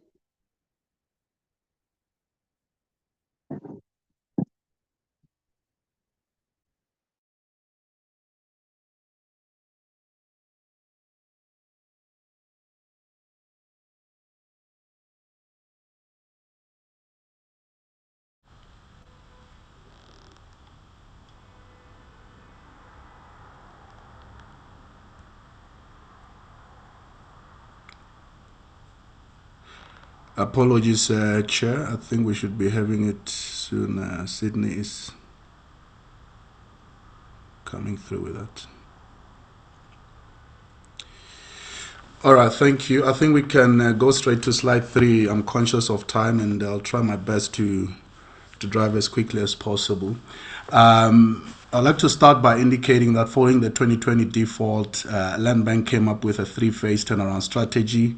One, stabilization phase, which ran from financial year 2023 to 2025. 2 was the consolidation phase, which started in the last financial year and will end in the 2028 financial year. And then 3 is the growth phase, which will run from 2029 onwards. We are now at the critical phase to implement key enablers as part of the consolidation phase to reposition the bank as a sustainable DFI. These enablers span across 5 core elements: the funding model, commercial model, delivery model, the credit risk model, the operating model.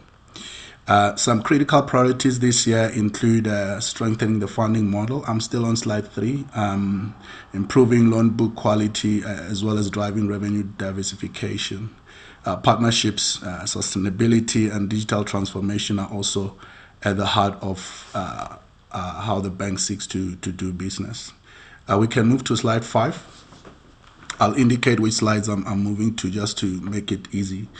I won't be spending much time on this slide except to highlight that there is still significant disparity in access to resources between large and small scale farmers, and that black farmers are still not a significant contributor to the share of agricultural output by value. You'll see that across majority of key commodities, black farmers contribute less than 10% in output value. We can move to slide 7. In summary, I think here the key takeaway is that there is a clear contrast between the Land Bank of the 1970s and the current Land Bank. In the 1970s, Land Bank received state backing and significant funding directly from government, which enabled it to effectively support and develop the agricultural sector. Those who follow the sector closely will know that a number of large corporates in the agri sector that we have today really came from such support that was provided back then. Post 1994, there was a shift towards alternative funding sources such as the debt market. While the bank was able to unlock funding in the debt capital markets, unfortunately, this also meant that to some extent, its developmental and transformation mandate would not be as robust as pre-1994. Given some limitations to provide strong or sufficient concessional funding to clients without jeopardizing its financial sustainability. The mismatch in asset and liability of the Land Bank started showing cracks, which led to the bank's default in 2020. In simple terms, this means that the bank is not optimally funded. It is very clear that for the Land Bank to effectively support the agricultural sector, it needs a strong funding model, which should also cater for inherent challenges in the sector. We can move to slide 8. On this slide, briefly, I want to just reflect that the Land Bank is mandated by the Land Bank Act to improve agricultural land ownership patterns, promote participation in agriculture by historically disadvantaged persons, and increase their ownership of agricultural land. An effective implementation of this mandate enables the achievement of a number of critical outputs or outcomes, one being food security, 2, a sustainable sector transformation, 3 would be job creation, 4 is rural development, and of course the GDP contribution, while at the same time being a good environmental steward. On slide 9, again here I won't spend much time except to mention that the bank strategy has been informed by objectives of the AMP. We can go to slide 10. This slide reflects that the mandate of Land Bank is to develop and transform the agricultural sector, and we seek to do that in a financially sustainable manner by providing services to the sector which include affordable finance, products that will help close the equity and collateral gap, mainly currently being blended finance. We also facilitate access to productive land, facilitate pre and post finance support programs, including market access, to minimize risk of failures by new or emerging players. Slide 12. I think here again, I've already spoken about the three-phased approach and where we are, so I won't repeat it. We can go to slide 13. These are the 5 core elements I referenced earlier. On the funding model, the bank has intensified efforts to raise debt funding in the current financial year. It's a very critical work stream, which requires support from National Treasury. From our perspective, it will be almost impossible for Land Bank to raise new funding without the support of National Treasury. We are very appreciative of the good relationship and meaningful engagements that we have with National Treasury. We have been in conversation with Treasury on this, and we await feedback in that regard. On the commercial model, focus is to grow our interest and non-interest income. On the delivery model, we will be leveraging strategic partnerships to increase our reach and support our clients, and this includes implementation of the aggregation model as well as a pre- and post-finance support programs. With regards to the credit risk model, focus is to continuously review our credit policy to ensure they are supportive of the bank's mandate. We also have a tough job of ensuring that we improve the NPL ratio, which of course you may recall increased as a result of the bank selling a significant portion of its good loan book following the default, and that was done to enable the bank to repay some of its debts. So in a way, this was, let's call it by design, because the bank was required to unlock significant cash from its existing loan book. And lastly, on the operating model, our process re-engineering work stream is currently underway, which will enhance our processes. As an example, currently we are developing a new CRM system that will automate the origination workflow and improve turnaround times, while at the same time enhancing our client service experience. Let's move to slide 14. As an ecosystem coordinator, which is one of the key roles we see ourselves playing, the bank will assist clients to gain market access through partnerships. We have signed a number of partnership agreements with market access partners such as Woolworths, Boxer, Tiger Brands, McCain, and Heineken, to name a few. Secondly, we also assist clients to gain access to like compliance, fund application support for funding readiness, technical support, post investment, mentorship, and business support. At the core of this ecosystem, of course, Land Bank provides a number of financial instruments to support clients, including debt finance, blended finance, and insurance. We can jump to slide 19. So following the strategic refresh post the default, the bank identified a number of priorities. We have since been executing on this, and this is still work in progress. However, we zone into some of the critical priorities for the current financial year. Top of the list will be funding. We also need to resolve the NPL. So NPL remediation is a core focus. Efficient management of operating costs, very, very important. Continue to focus on loan book growth, revenue diversification, governance and compliance, very, very important as well. Sustainability is a topic that we are elevating given our funding discussions, and it's pervasive across our discussions with funders. And lastly is to ensure that organizational effectiveness continues to be strengthened. We can move to slide 25. I'll now be touching on the Land Bank performance plan, and then MD will come back to touch on the Land Bank insurance performance plan. So our performance plan for the current financial year covers 5 areas. 1 being development effectiveness, 2 is financial sustainability, 3 is stakeholder management and client centricity, 4 is organizational effectiveness, and lastly is governance. And we have a number of KPIs across all these 5. I'll highlight Some of them, of course, that the presentation was shared, so the details will be with you. Under development effectiveness, blended finance loan disbursement, very important as part of our transformation objective for the sector. In the 2026 financial year, which just ended in March, we disbursed 1 billion rands in blended finance loans, which was more than 70% above the previous year. This current financial year, we are targeting to disburse 900 million. I should highlight here that this is dependent on availability of grant funding. For blended finance, on average, we would need about 900 million grants for this target. As you know, we only currently receive 325 million rands from the Department of Agriculture. Given the significant progress made in the past financial year and the increased demand and execution effectiveness, this is an area we need to monitor carefully because the grant component can be a limitation to our ability to reach that target. Of course, there are discussions underway to address that. Secondly, it's agro-energy fund disbursements.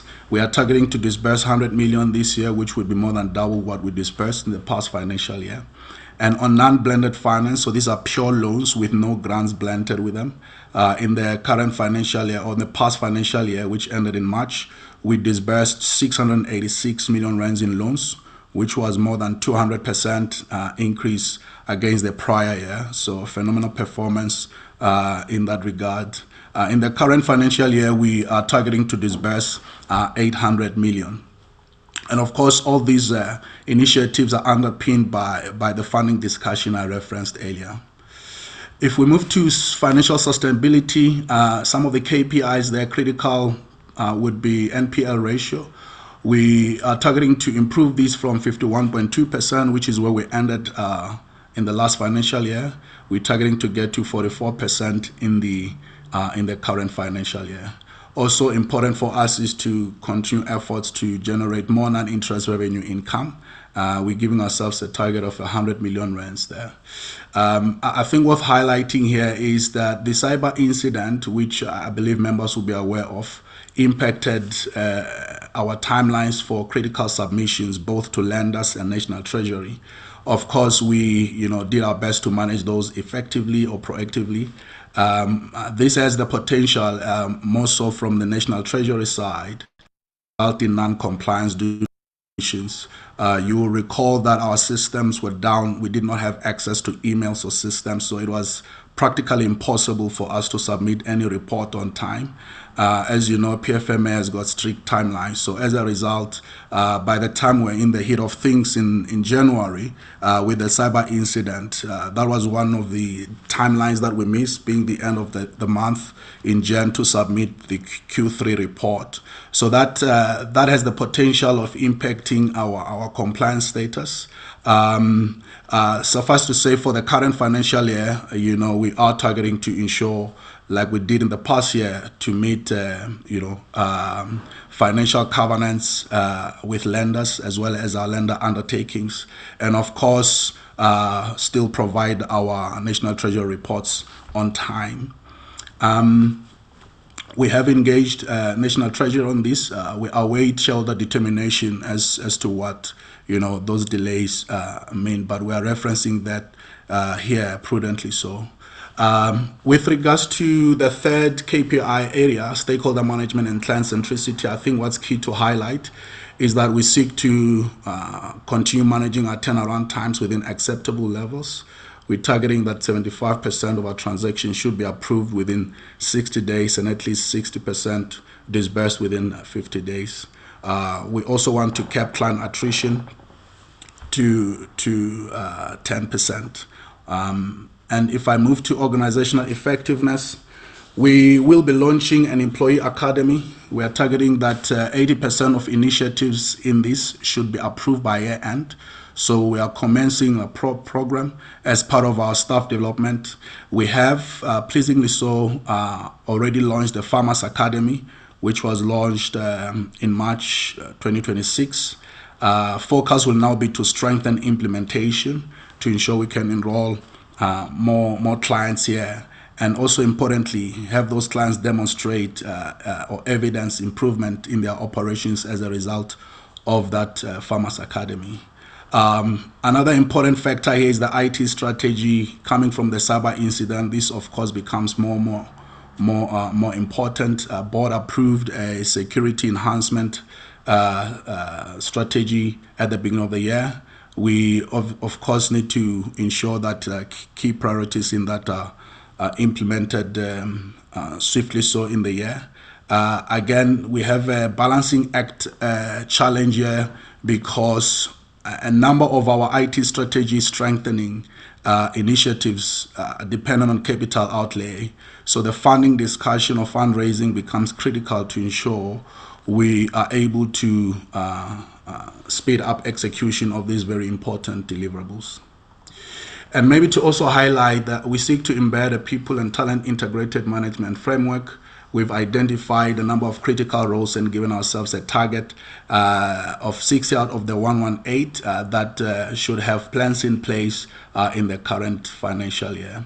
And lastly, under this, just to highlight the CRM system I referenced earlier, is currently in development, is being developed in phases. We're adopting an agile methodology where we develop a portion and it starts becoming live and we can start using and testing it. The plan is that by the end of this financial year, the CRM system should be fully live. And lastly, to touch on governance, very important here, we have a clear target for a clean audit in the current financial year. Of course, continue to focus on reducing wasteful and irregular expenses. We also target full compliance with PFMA, which I referenced, was a challenge in terms of compliance to submission deadlines arising out of the cyber incident. With that now resolved, our expectation is, we should be able to submit all reports on time. And I'll hand over to Managing Director of Land Bank Insurance to take us through the last segment of Land Bank Insurance. Pascal, over to you. Thank you, CEO. Good afternoon to members. I'll take the pack as read, so I'll just fly through the presentation as it relates to Land Bank Insurance. I'll stay on this slide for a bit and then move on to slides 30 and 31 and 32, and that will then conclude my presentation. Chairperson, members, this slide sets out the plan, and this has been our 5-year plan, our 5-year journey, and we are entering the 3rd year of the plan. And the focus was really on these 5 strategic priorities. As one would expect, as we started that journey, first was to look at creating capacity and capabilities on which to build the plan, acquiring an insurance system. We've always used hired systems from the market, bringing in people with the relevant skill sets and technical competencies in agriculture, specifically agricultural insurance. The second one, speaking to customer centricity, and I won't go through each one of them, but it was very clear to us that we have to build a multi-line business, different products that support farmers in different ways, and that is covered on the next slide. Important for us as well was to improve and increase our focus on development and transformation, and we had to come up with initiatives and technical approaches to look at how we best support farmers. It speaks in part to my previous comment on the customer centricity, build different products relevant for the different market segments, and then to look at how we can improve our reach. How do we touch more farmers? How do we build how do we support an inclusive agricultural sector? And look at different products for different segments, as I've said, but also keeping in mind that ultimately the business has to be able to wash its face. So we have to keep maintain profitability, look at our pricing, look at our underwriting, look at how we manage our portfolios, all of that with a view to grow. So those 5 pretty much are the anchors and the real big things that we need to do. But those are obviously supported by human capital, IT, and keeping an eye on the control environment. Chairperson, I'm going to move on to slide 30, which speaks to where the focus is going to be in the coming year. In this slide, you'll see we've depicted all of the performance indicators. We've also indicated what the actuals were as we closed the financial year 25 and 2026 and building onto the budget. I won't go through each one of them. I'll just go through the financial sustainability matrices and then also look at the development and transformation. You will see we really battled with our expense base, but that is a function of growth. Chairperson, the previous year presented significant weather challenges with excessive rains, which meant that farmers could not plow and plant on time, and certainly not to the extent that they would have wanted to. That impacts our top line. So that number you see at 805 million rands is lower than the target that we've set. We've projected to write just about 900 million, so we came in short. So we've had to reset the plan based on the volatility of the weather. You can also see the claims ratio, which is at 83%. We're introducing interventions to bring that down to 62. But given the weather volatility that is out there, as you can see on the FY26 actuals, we've started to think about what else we need to do, which is perhaps to introduce other product lines which are less volatile and which are less impacted by the weather. So we've outlined all of our plans in the preceding slides.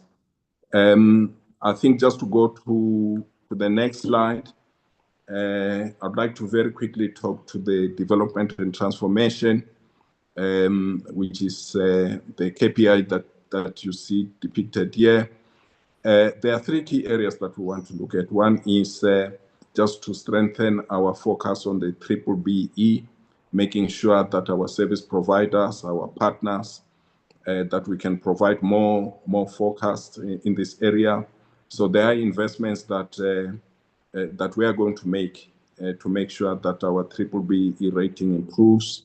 We are also going to continue our investments in consumer education, making sure that farmers understand risk mitigation strategies, how to buy insurance, how much insurance to buy, the relevance of the different product lines. That is quite a big area of focus for us to support an inclusive agricultural sector.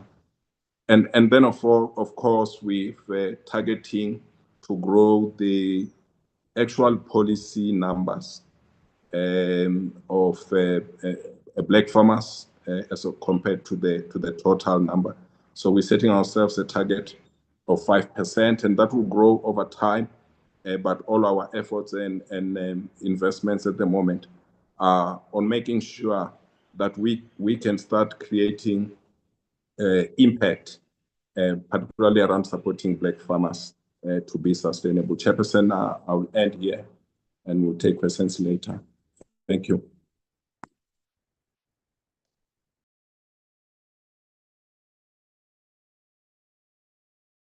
Thank you, Landbank. Colleagues, it's time for comments and questions.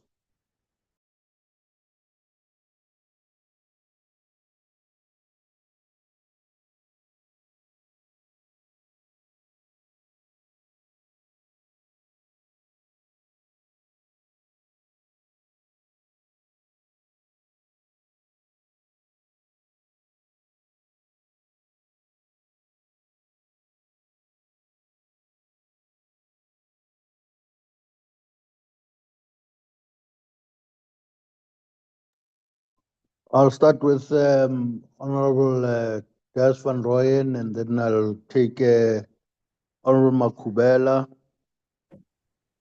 And if there's any other hand, will follow. Thank you. In that order. Honorable Des van Rooyen.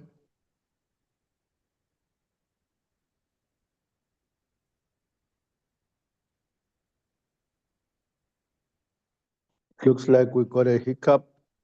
Honorable Makubela, you can come on board. Thank you, Chairperson. The first question goes to GTAC.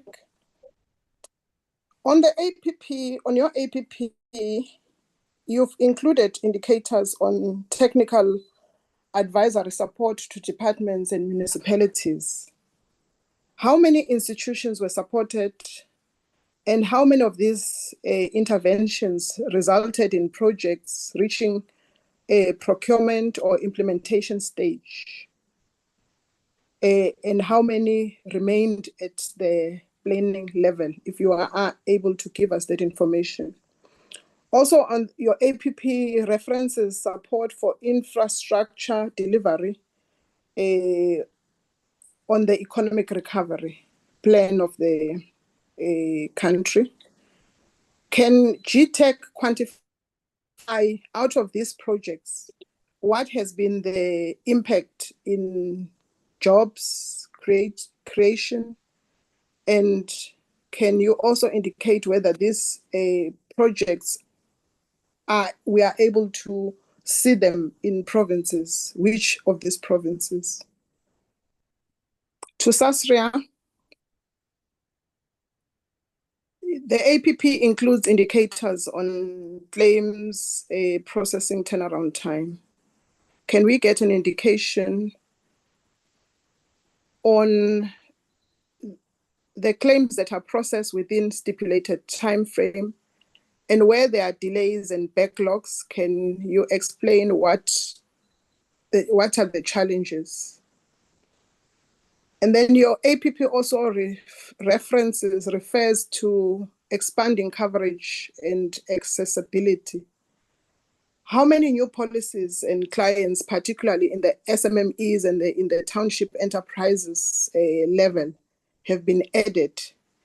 And how does this compare to your annual targets that you've put out for yourself? Are you able to increase the annual targets, or you have challenges, particularly in this area of small SMMEs and township enterprises? On the land bank, the APP outlines target for a number and value blended finance transactions that were approved. And then for 2026 and 2027, can you be able to compare with the previous financial year the level of approvals and whether this shows an indication of improvement? And in relation to your loan performance and sustainability indicators, what percentage of blended finance supported projects are currently performing versus distressed or the non-performing ones? The APP also references integrated farmer support. How many funded projects includes full support package? That includes the land acquisition, the working capital, and the infrastructure and market access. And what evidence exists that these integrated models has an improved or success rates? The last for land bank is from a developmental position or perspective. What are the APP targets for job creation, productivity gains, and the contribution to food security in the country? That will be my questions, Chair. Thank you.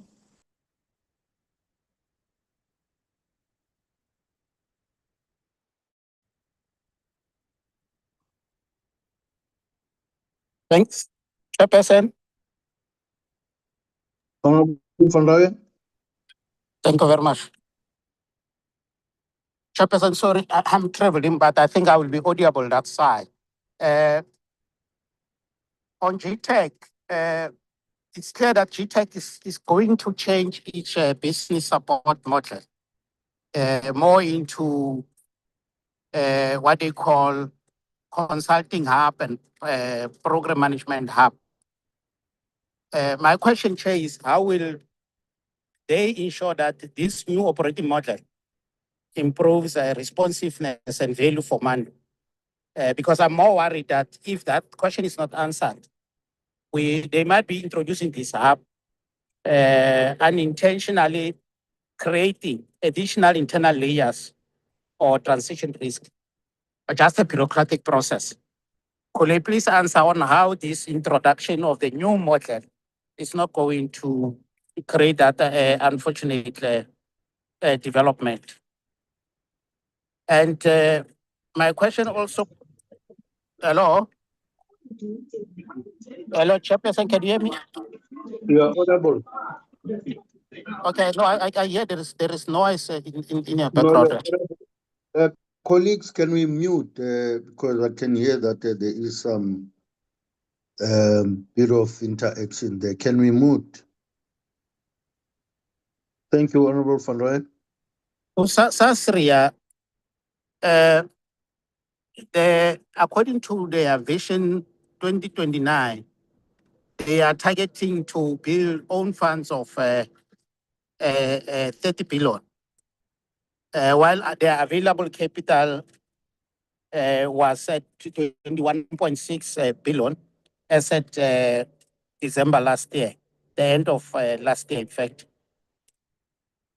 And they are targeting for this financial year, according to their KPI target, equity of 22 billion.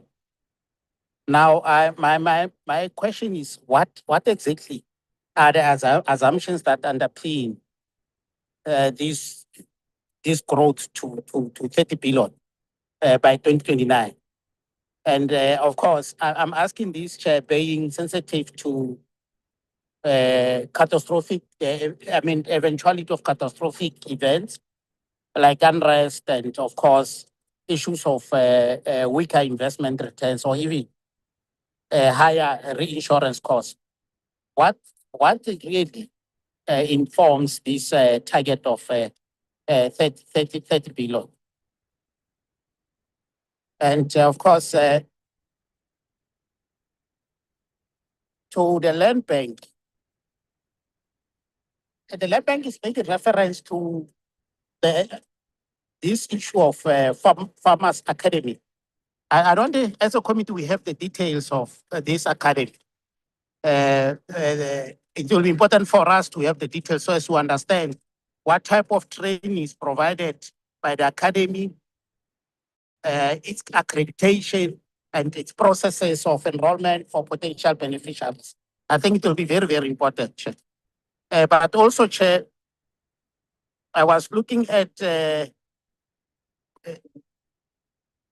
non-performing loan ratio, which in the last financial year, I think in 2025, as we know, it was around 54.7%. And in the last financial year, it was at 51.2%.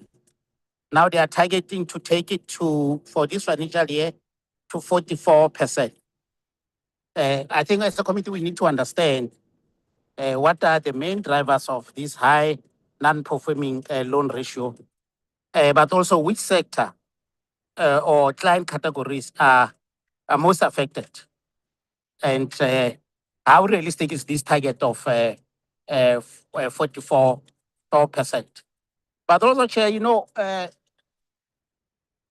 the other interesting thing is this thing, the modeling. I think as a committee, we should be briefed both by the Land Bank and the National Treasury about the details of this engagement of the funding model that the Land Bank is referring to. But it also be of help because the Land Bank is asserting that the current funding model is not even helping in terms of bringing more Black farmers on board, because we have abandoned what according to me I can easily say it was a working model where the apartheid government was intervening aggressively to support white farmers. And that model was abandoned. And of course, the new model that is being used was introduced. But I think if there is a study that the Land Bank has conducted for them to come to that assertion or determination, I think please refer us to that study, because I think your assertion is very, very crucial. Because remember, we are all worried of this low rate of participation of Black farmers in the farming sector. So I think if there's a study that the bank has conducted to confirm this particular assertion, let that information be shared with the committee. And lastly, Chair, on the insurance side, I can see there are issues around triple BE compliance by the Land Bank Insurance. It remains non-compliant on its triple BE rating. Can we get the details of why this status? Thank you very much. Thank you. And perhaps as you're talking about the insurance, just to understand from Land Bank side in terms of the support that they're giving to farmers. Obviously, commercial farmers would go to commercial banks. But in terms of those that are within Land Bank, what kind of support are they given? Particularly in terms of the risk management. I mean, for now, for instance, you're talking about El Nino that might actually, change the patterns in terms of what could happen in this financial year. What kind of support are we giving to those farmers, both that are within our loan book, but also farmers that would still want to get, for instance, you had about 599 applications. Those are already farmers. What kind of support are we giving beyond the non-financial assistance? What else can we do to assist them in case El Nino does, take place? What kind of support can we give to farmers to prepare in such disastrous environments? And in terms of GTAC, just how much more you think you can go beyond what you are already doing in terms of supporting municipalities, both in terms of technical, but also in terms of because now we've realized that it's not only technical. Technical, it's actually more influenced by leadership. So we need to go into the issues of leadership at that level, because it's not only if you don't have proper leadership, you can deal with all these technical issues.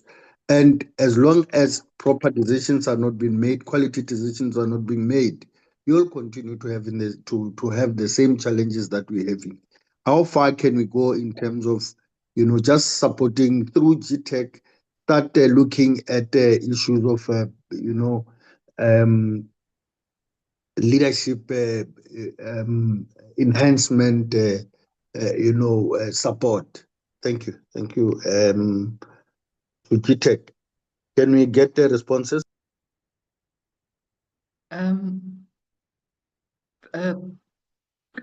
Good afternoon. If I could go from GTAC side, then it's Renette speaking again. I'm going to start with the question by Honourable van Rooyen about creating more bureaucratic layers and internal delay processes, etc., etc. And I want to assure the Honourable member that that's the last of what we want to do. It's the opposite of what we want to achieve. Indeed, GTAC is already quite a flat organisation where decisions can be taken and people can move. We don't have layers and layers of decision making. We've delegated authorities. This will be even flatter. There will be even more ability to make a decision and to move on requests and provide support without enormous bureaucratic processes that delay everything in government. So I would like to assure him that it's the opposite of a delayed process. But I'm very glad that he asked the question, because it's something close to my heart. let's get stuff going, let's move, let's make decisions, let's be effective in government. When I look at the questions from Honourable Makubela, it's a little bit complicated for me to give you a single number right now, because our projects overlap the financial years. So, but I can write to the committee and provide a very clear understanding of that. It's in the region of 100 projects, but these are small little projects like facilitating a strategic set of working plans, up to millions of rands projects like the extracting of the UIF within the Department of Labour, the reorganisation of the Department of Labour, as well as the Workmen's Compensation Fund. So those are big, complex projects that take multi-year. But I'm happy to provide more information on that to the committee. Not all of these projects proceed, the technical advisory projects and the consulting projects proceed to procurement. A lot of the type of projects that I'm referring to here is projects that are about policy matters, reconsidering the local government fiscal framework, for instance. It's not necessarily projects that would lead to procurement. On the infrastructure side, yes, there we have big mega projects in the last year. 15 mega projects that's been approved. I mean, over 60 was looked at, but 15 met the quality requirements for the budget facility for infrastructure by the mega infrastructure approval unit. That was to the value of about 149 billion rands worth of work. Similarly, in the PPP unit, 27 priority projects, also to the value of about 35 billion rands. What the job creation focus is here, that would be not possible to say at this point. This is a first stage approval process that then is around the funding model and about the viability of such a project. It is not yet at the point of implementing. That's not the focus of what our work is. The implementing focus is back with the departments or the public entities who would be better placed to answer that. I can say that in the life cycle of the Jobs Fund, which is focused on creating jobs, we've had about 340,000 jobs created with the funding from the Jobs Fund, with a ratio of about 1 to 1.9 for every 1 rand from government. The funding return from the private sector was double, basically, what government put in. So those support projects, one would be able to talk about per province. I can also provide, I'm sure, the infrastructure projects. It is across the whole of the country. It is big projects. Many provinces are impacted by that. I'm happy to provide more detailed information, accurate and proper to the committee. Then just to say to the Honourable Chair, the type of municipal support that we are providing at the moment is about 110. It varies, 108, 110, somewhere there. Support staff within municipalities, within provincial treasuries to municipalities, providing support on a number of these issues. The type of support that we are providing is under review.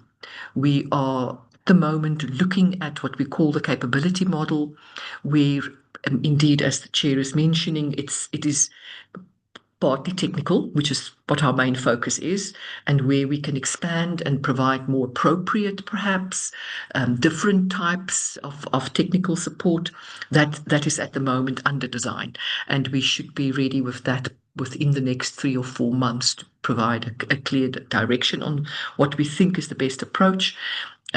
Looking at the major reforms in the local government white paper, but also, a review of the local government fiscal framework. The leadership challenges, Chair, that is a very difficult terrain for a bureaucrat to step in. I do believe that we can provide technical training, support work, but it is a space that practically we as technocrats, the type of leadership support and work that's required at that level is something that is not within our purview. That's perhaps another organization can take that up. We are really focused on the bureaucratic and technocratic level. Thanks. Okay. SASRIA? Okay. Hello, Chair. Did you say SASRIA? If you are ready, you can come in. Oh, thank you, Honorable Chair, and thank you, members. I will start. First and foremost, I failed to introduce that in this presentation, I'm accompanied by our Executive Director, CFO, Mr. Dirk Kunz. So he is on the line as well. So I would like to introduce him to the members. And to deal with Honorable Makwala's questions, the first one around claims processing time. We basically, in all our claims processes, we are currently exceeding targets. At least 94% of our claims are settled within the requisite timelines. Where we experience challenges that it gets longer, it could be a number of things. Amongst them is, I mentioned at the beginning, our value chain.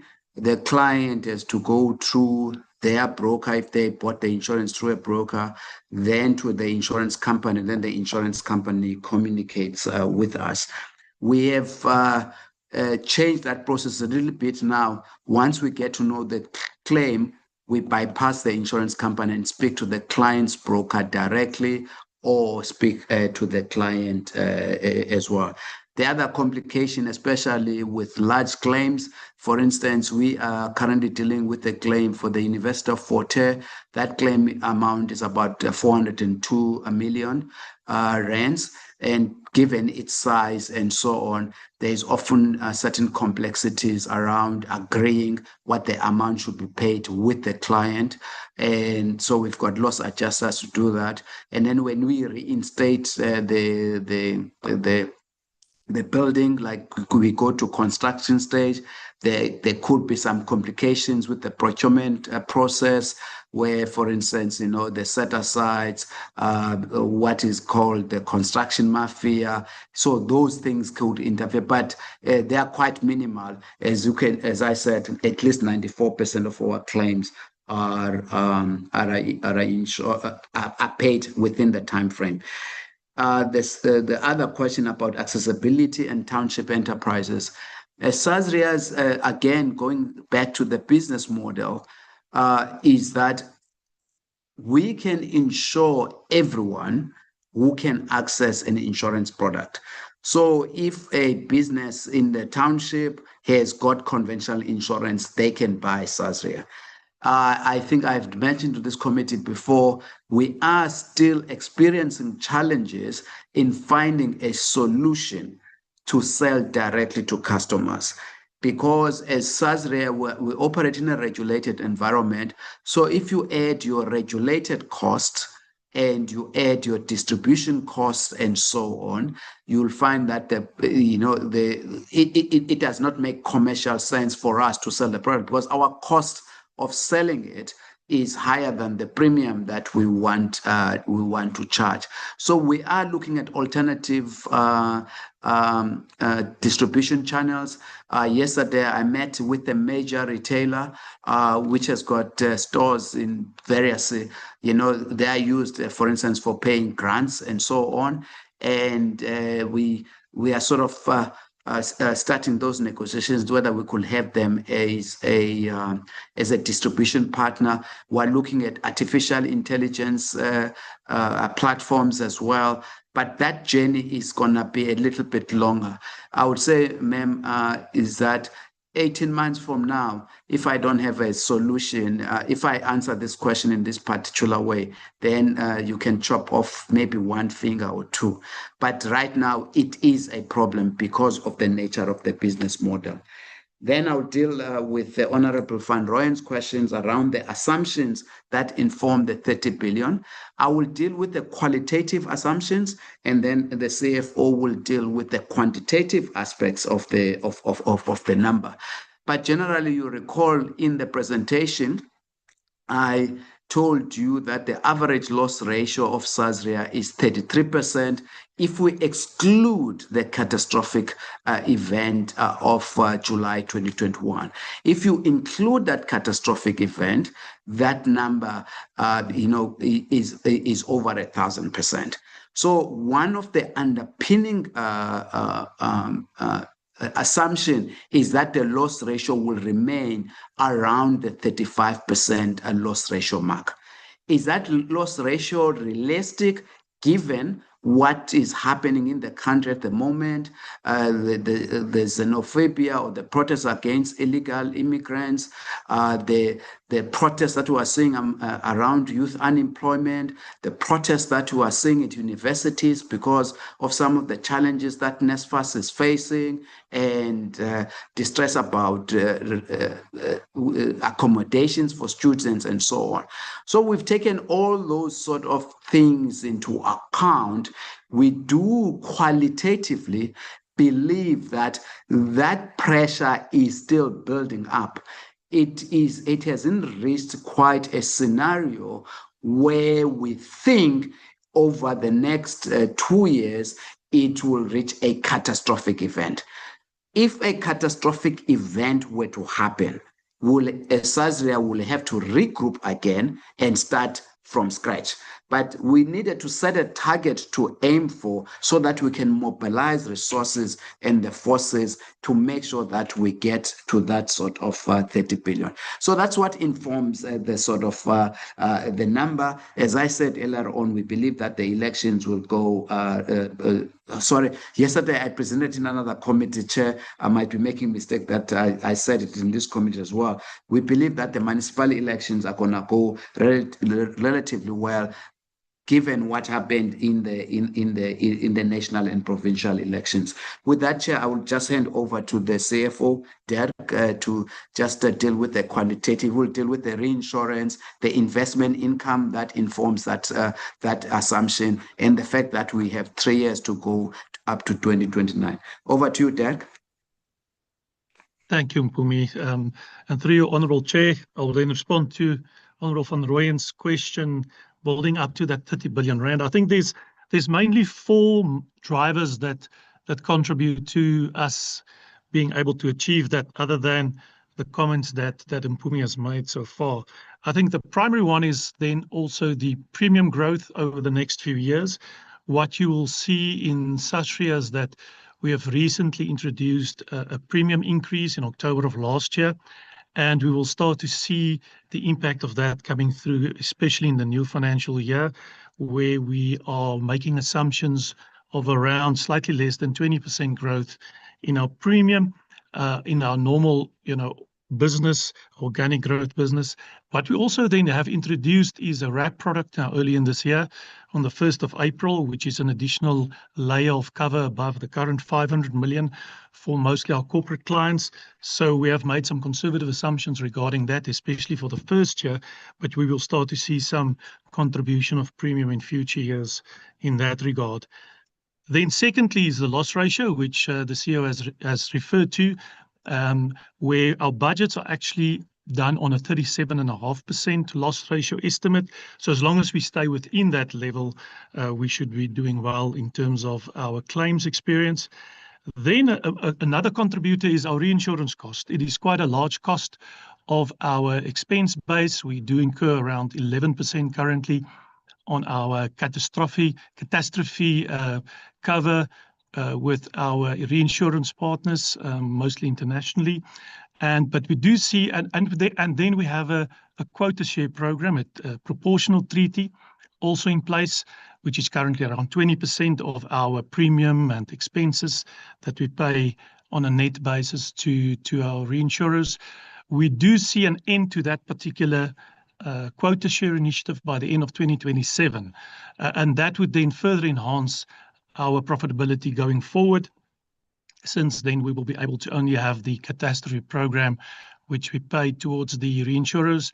And on that program, we're also seeing some improvements over time due to international circumstances and also better information that we are able to provide to those reinsurers. And then lastly is the investment income, which has becoming quite a significant contributor to our profitability. As you can imagine, we currently have around 20 billion rand of assets under management.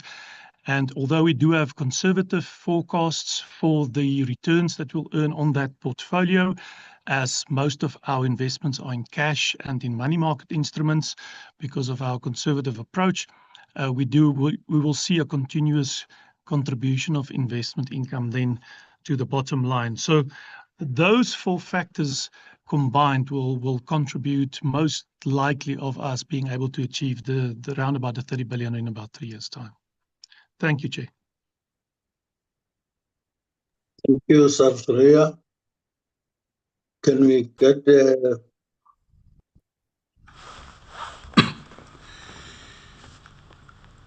Thank you, Chair. I presume it's Land Bank now? Yes.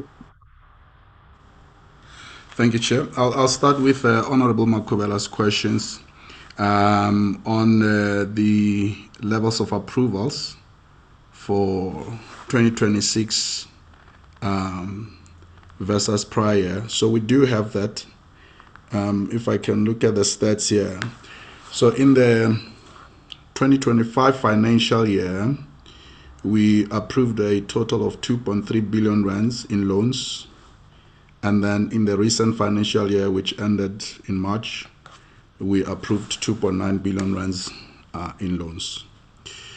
And then moving to the question on percentage of BFS that are performing versus non-performing. So this is a metric that we track. Currently, our non-performing BFS loan metric is sitting in the region of 12%. So 12% of BFS loans are non-performing. That means they have not been able to pay for at least 3 months. And then, of course, the balance would be performing. You'll note that it's a very different metric to the NPL ratio we reflect at a group level, which I referenced earlier, 51.2 for the last financial year. And that's because the problem around our NPL mainly relates to what we call the legacy book. These are loans that were originated many years ago, most of which are originated via our service level agreements with external parties. Of course, we have discontinued that model. So that's in response to that question. And then the next one was, how many farming projects include full support end to end? So at this point, it's not a lot. And the reason is the partnership model is something new for the bank. We started capacitating that function sometime around 2023, early 2024. So focus has been 1, to capacitate the new function, and then 2, start signing up, negotiating agreements with potential partners. A lot of work has gone into concluding those, and I referenced some of the names earlier. With the current financial year, given that we believe we've got sufficient partnerships now, focus is no longer on signing up new partners, but rather to start implementing with the partners that we have. We did have, and I'll call it a pilot project because it happened in a manner that the clients that we enrolled there, we could have selected better clients to ensure the outcome of the pilot gives us the result we want. We ran that pilot at the end of 2024. And I think we took some key learnings there, but really it's underpinned by the client base that was enrolled in there. Some of those clients were, under restructure. That means they had some financial problems before. But the good thing about the model is It assisted them with post-finance support. That meant during planting, post-planting, at harvest season, there was a technical expert who was assisting these emerging farmers. I should also caveat it wasn't a full end-to-end because the land wasn't financed by us, it was leased land. We financed the production facility, and the offtake was with support from our side. So in summary here, the implementation of this end-to-end model will only truly get a chance in this current financial year, given we've now capacitated the team, and we've signed a number of contracts with or agreements with partners that will enable us to put this now into full implementation. What are our targets for job creation and food security? We don't target job creation, although we do track it. And I think since the launch of the blended finance scheme, let's show that we've supported 1,700 jobs through the fund that we to clients. So it's not something we target, but something that we track. And then moving on to Honorable Van Rooyen's questions, details on the Farmer Academy. So the Farmer Academy is not an academic qualification, so it's not accredited. It's really a support mechanism for emerging farmers. You'll know in the space where we work, there will be a number of farmers in the emerging segment that don't know how to put together a business plan. They don't know how to put together a credible funding proposal or application. Some of them, post-applying, don't have the necessary expertise, to farm relevant commodities. So this academy is an in-house initiated academy that will provide such support to emerging farmers. So, and we have seen interest even on various industry forums that we participate in, starting to get questions on this. Of course, we're happy to share more details on it, but it's really meant to enable the emerging farmer segment to start participating meaningfully and be well equipped to ensure when they approach us, they have all the relevant requirements in place, they've gone through training, etc., etc. And then the second question from Honorable Van Rooyen was with regards to the NPL ratio. What are the main drivers behind this high NPL? So maybe to refresh members' minds, prior to the default, the NPL ratio was at a very manageable level, much lower than what it is now. My colleagues can correct me, but I think it was probably in the lower teens. When the bank defaulted, lenders required that we had to repay them. Part of how we unlocked liquidity or capital to repay lenders, we had to sell a portion of our book. So when we did that, that meant that we were selling off a good portion that was performing so that we can have cash to repay lenders. By definition, it meant you are reducing a huge part of what is a performing book while you are still keeping the non-performing. So by derivation, the non-performing loan ratio spiked as a result of that. That's what I meant by it was by design. And I indicated earlier, a number of these clients were originated many years ago, most of them via the SLA arrangements, not internally in the bank. So that's what's speaking to the high NPL. Is the 44% target realistic? We are conscious that we want to set a stretch target. Psychologically, it helps us drive internal focus with our staff to have a stretch target because we need to get below that 50% quickly. Of course, there are a number of initiatives that we've put in place to get us to this level, and we're happy also to share details around that. But just at a high level, part of that will include how we take a different posture to some of the very stubborn non-performing loans where there is clear indication that some clients may have taken actions deliberately to not repay us. So we need to take a different posture with some of these clients, even how we restructure some of those loans to ensure that we don't drag the process, because what you end up finding, some of the clients put themselves in business rescue, and that just drags the process. So we are intentionally coming up with more creative ways, if you like, to see how we can resolve some of these stubborn non-PL, non-performing loan books that have been originated some time back. And with those initiatives, we are hoping that we'll be able to get closer to that 44%. We're not saying it will be easy, but it's very necessary that we put all hands on deck and really focus our efforts to drive these. Of course, part of how it improves is our increased origination. As we lend out more good loans, that ratio will improve, which is what we saw last year as well.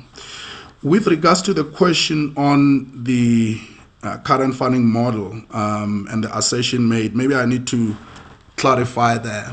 So what I mean by the bank is not optimally funded, it comes from the fact that our current funding is short-term in nature, and yet we are funding long-term investments or assets. So that asset liability mismatch is not optimal. Ordinarily, what should happen is we should be funding long-term investments with long-term loans. And that's where we need to get to. Our current funding discussions, we have a list of funders that we're busy talking to. Most of them are international DFIs. Will help us to get long-term funding so that we can continue to fund these long-term investments, such as farm acquisitions by our client. So that's what I meant by that.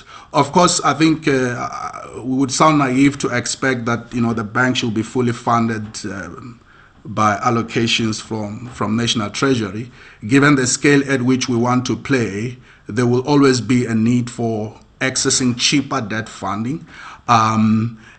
Also, given where we are with our fundraising, it's like I said, it's almost impossible for us to access that debt funding without National Treasury support.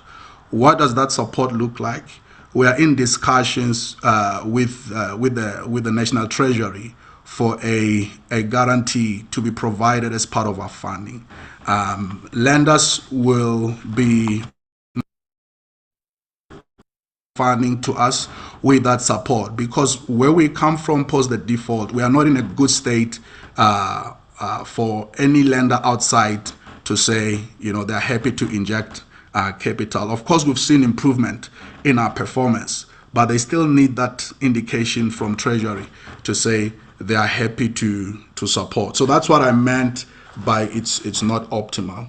Of course, we would welcome allocations. It's something that we will be engaging Treasury on.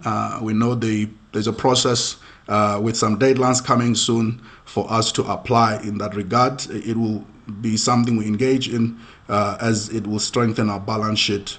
I hope that clarifies the comment around the funding model. And then if I can move to the chair's question, what kind of support are given to farmers? So currently with farmers that run into trouble, the bank is open to proactively consider those farmers for a restructure of their loans. And typically with BFS clients or emerging farmers, there may be a need for some grants to enable that restructure to take place. We've had some cases where that's been done, where we restructure a client's loan to ensure that they can still continue trading and service their obligations with us. So that will be one where we are proactive or amenable to restructure their loans. And then two would be the pre and post finance support. Although I should mention this kind of support, because we rely on external partners. Can you hear me?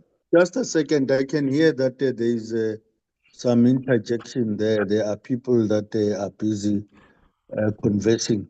No, we kindly mute our gadgets so that we allow the presentation to continue. Thank you. Thanks, Chair. So the pre and post finance support is one avenue where we seek to provide more support to farmers. However, I should mention this is going to be a funded support. So either the bank will need to set aside a budget to service the third-party providers, or we need to unlock some grants for this. And we are in discussions through our treasury team with potential funders to see how we can unlock grant funding for such programs. Internationally, it's something that seems to be provided for this kind of grants to support emerging farmers. So that would be one.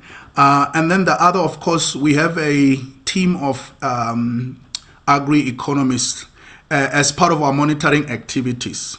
Part of the support provided to our clients is the advice that our agri-economists provide on farm to clients. That's non-financial. Of course, it ensures that they are able to perform as expected and service their loans. So the technical finance support would either come in the form of advice from our internal team, but more importantly, and we believe this one will be impactful, is the post-finance support where we are busy signing up some of the tail-end partners to provide this kind of services where they will assist our clients.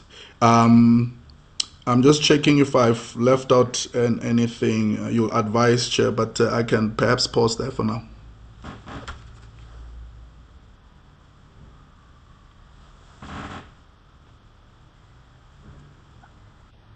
Chair, there were some questions for insurance. If you don't mind, I can respond to those. Thank you. You can go ahead, Mr. Pascal. Thank you, Chair.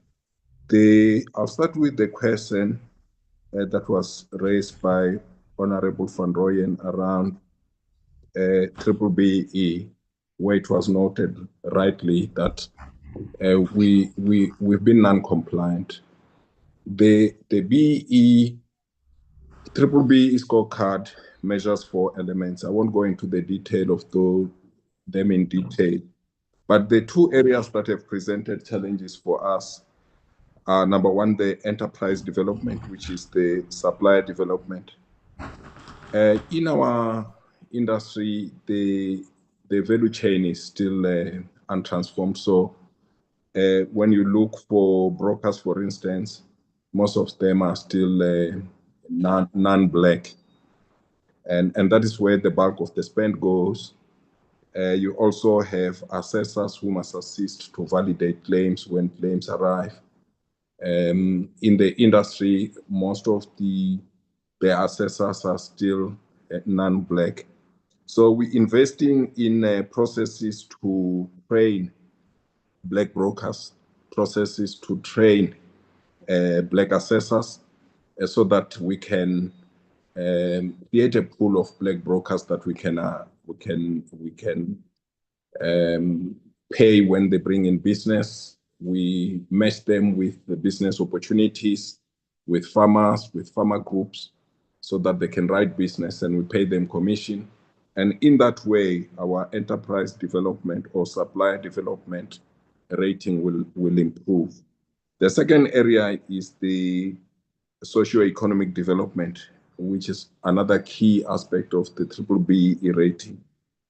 And here again, I think it speaks to investments that we need to make to stakeholders in the insurance industry, where we make investments, particularly around training black institutions in the industry to participate, to support, and in return for that, we'll then obviously be able to improve our rating. So those are the 2 areas where we have tripped up.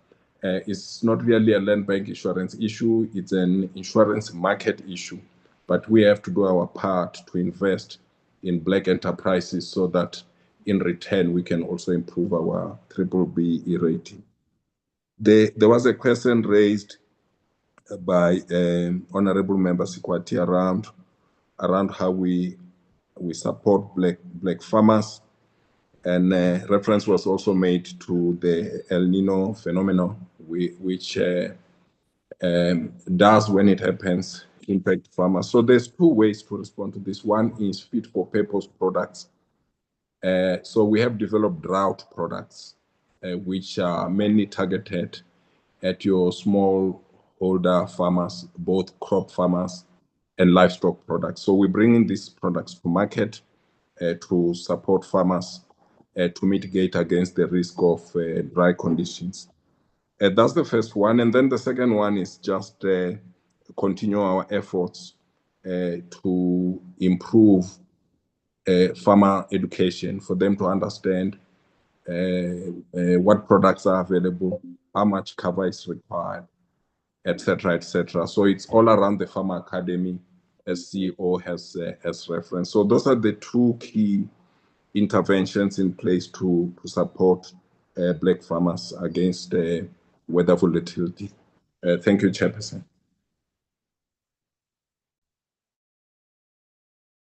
Thank you. Is there any other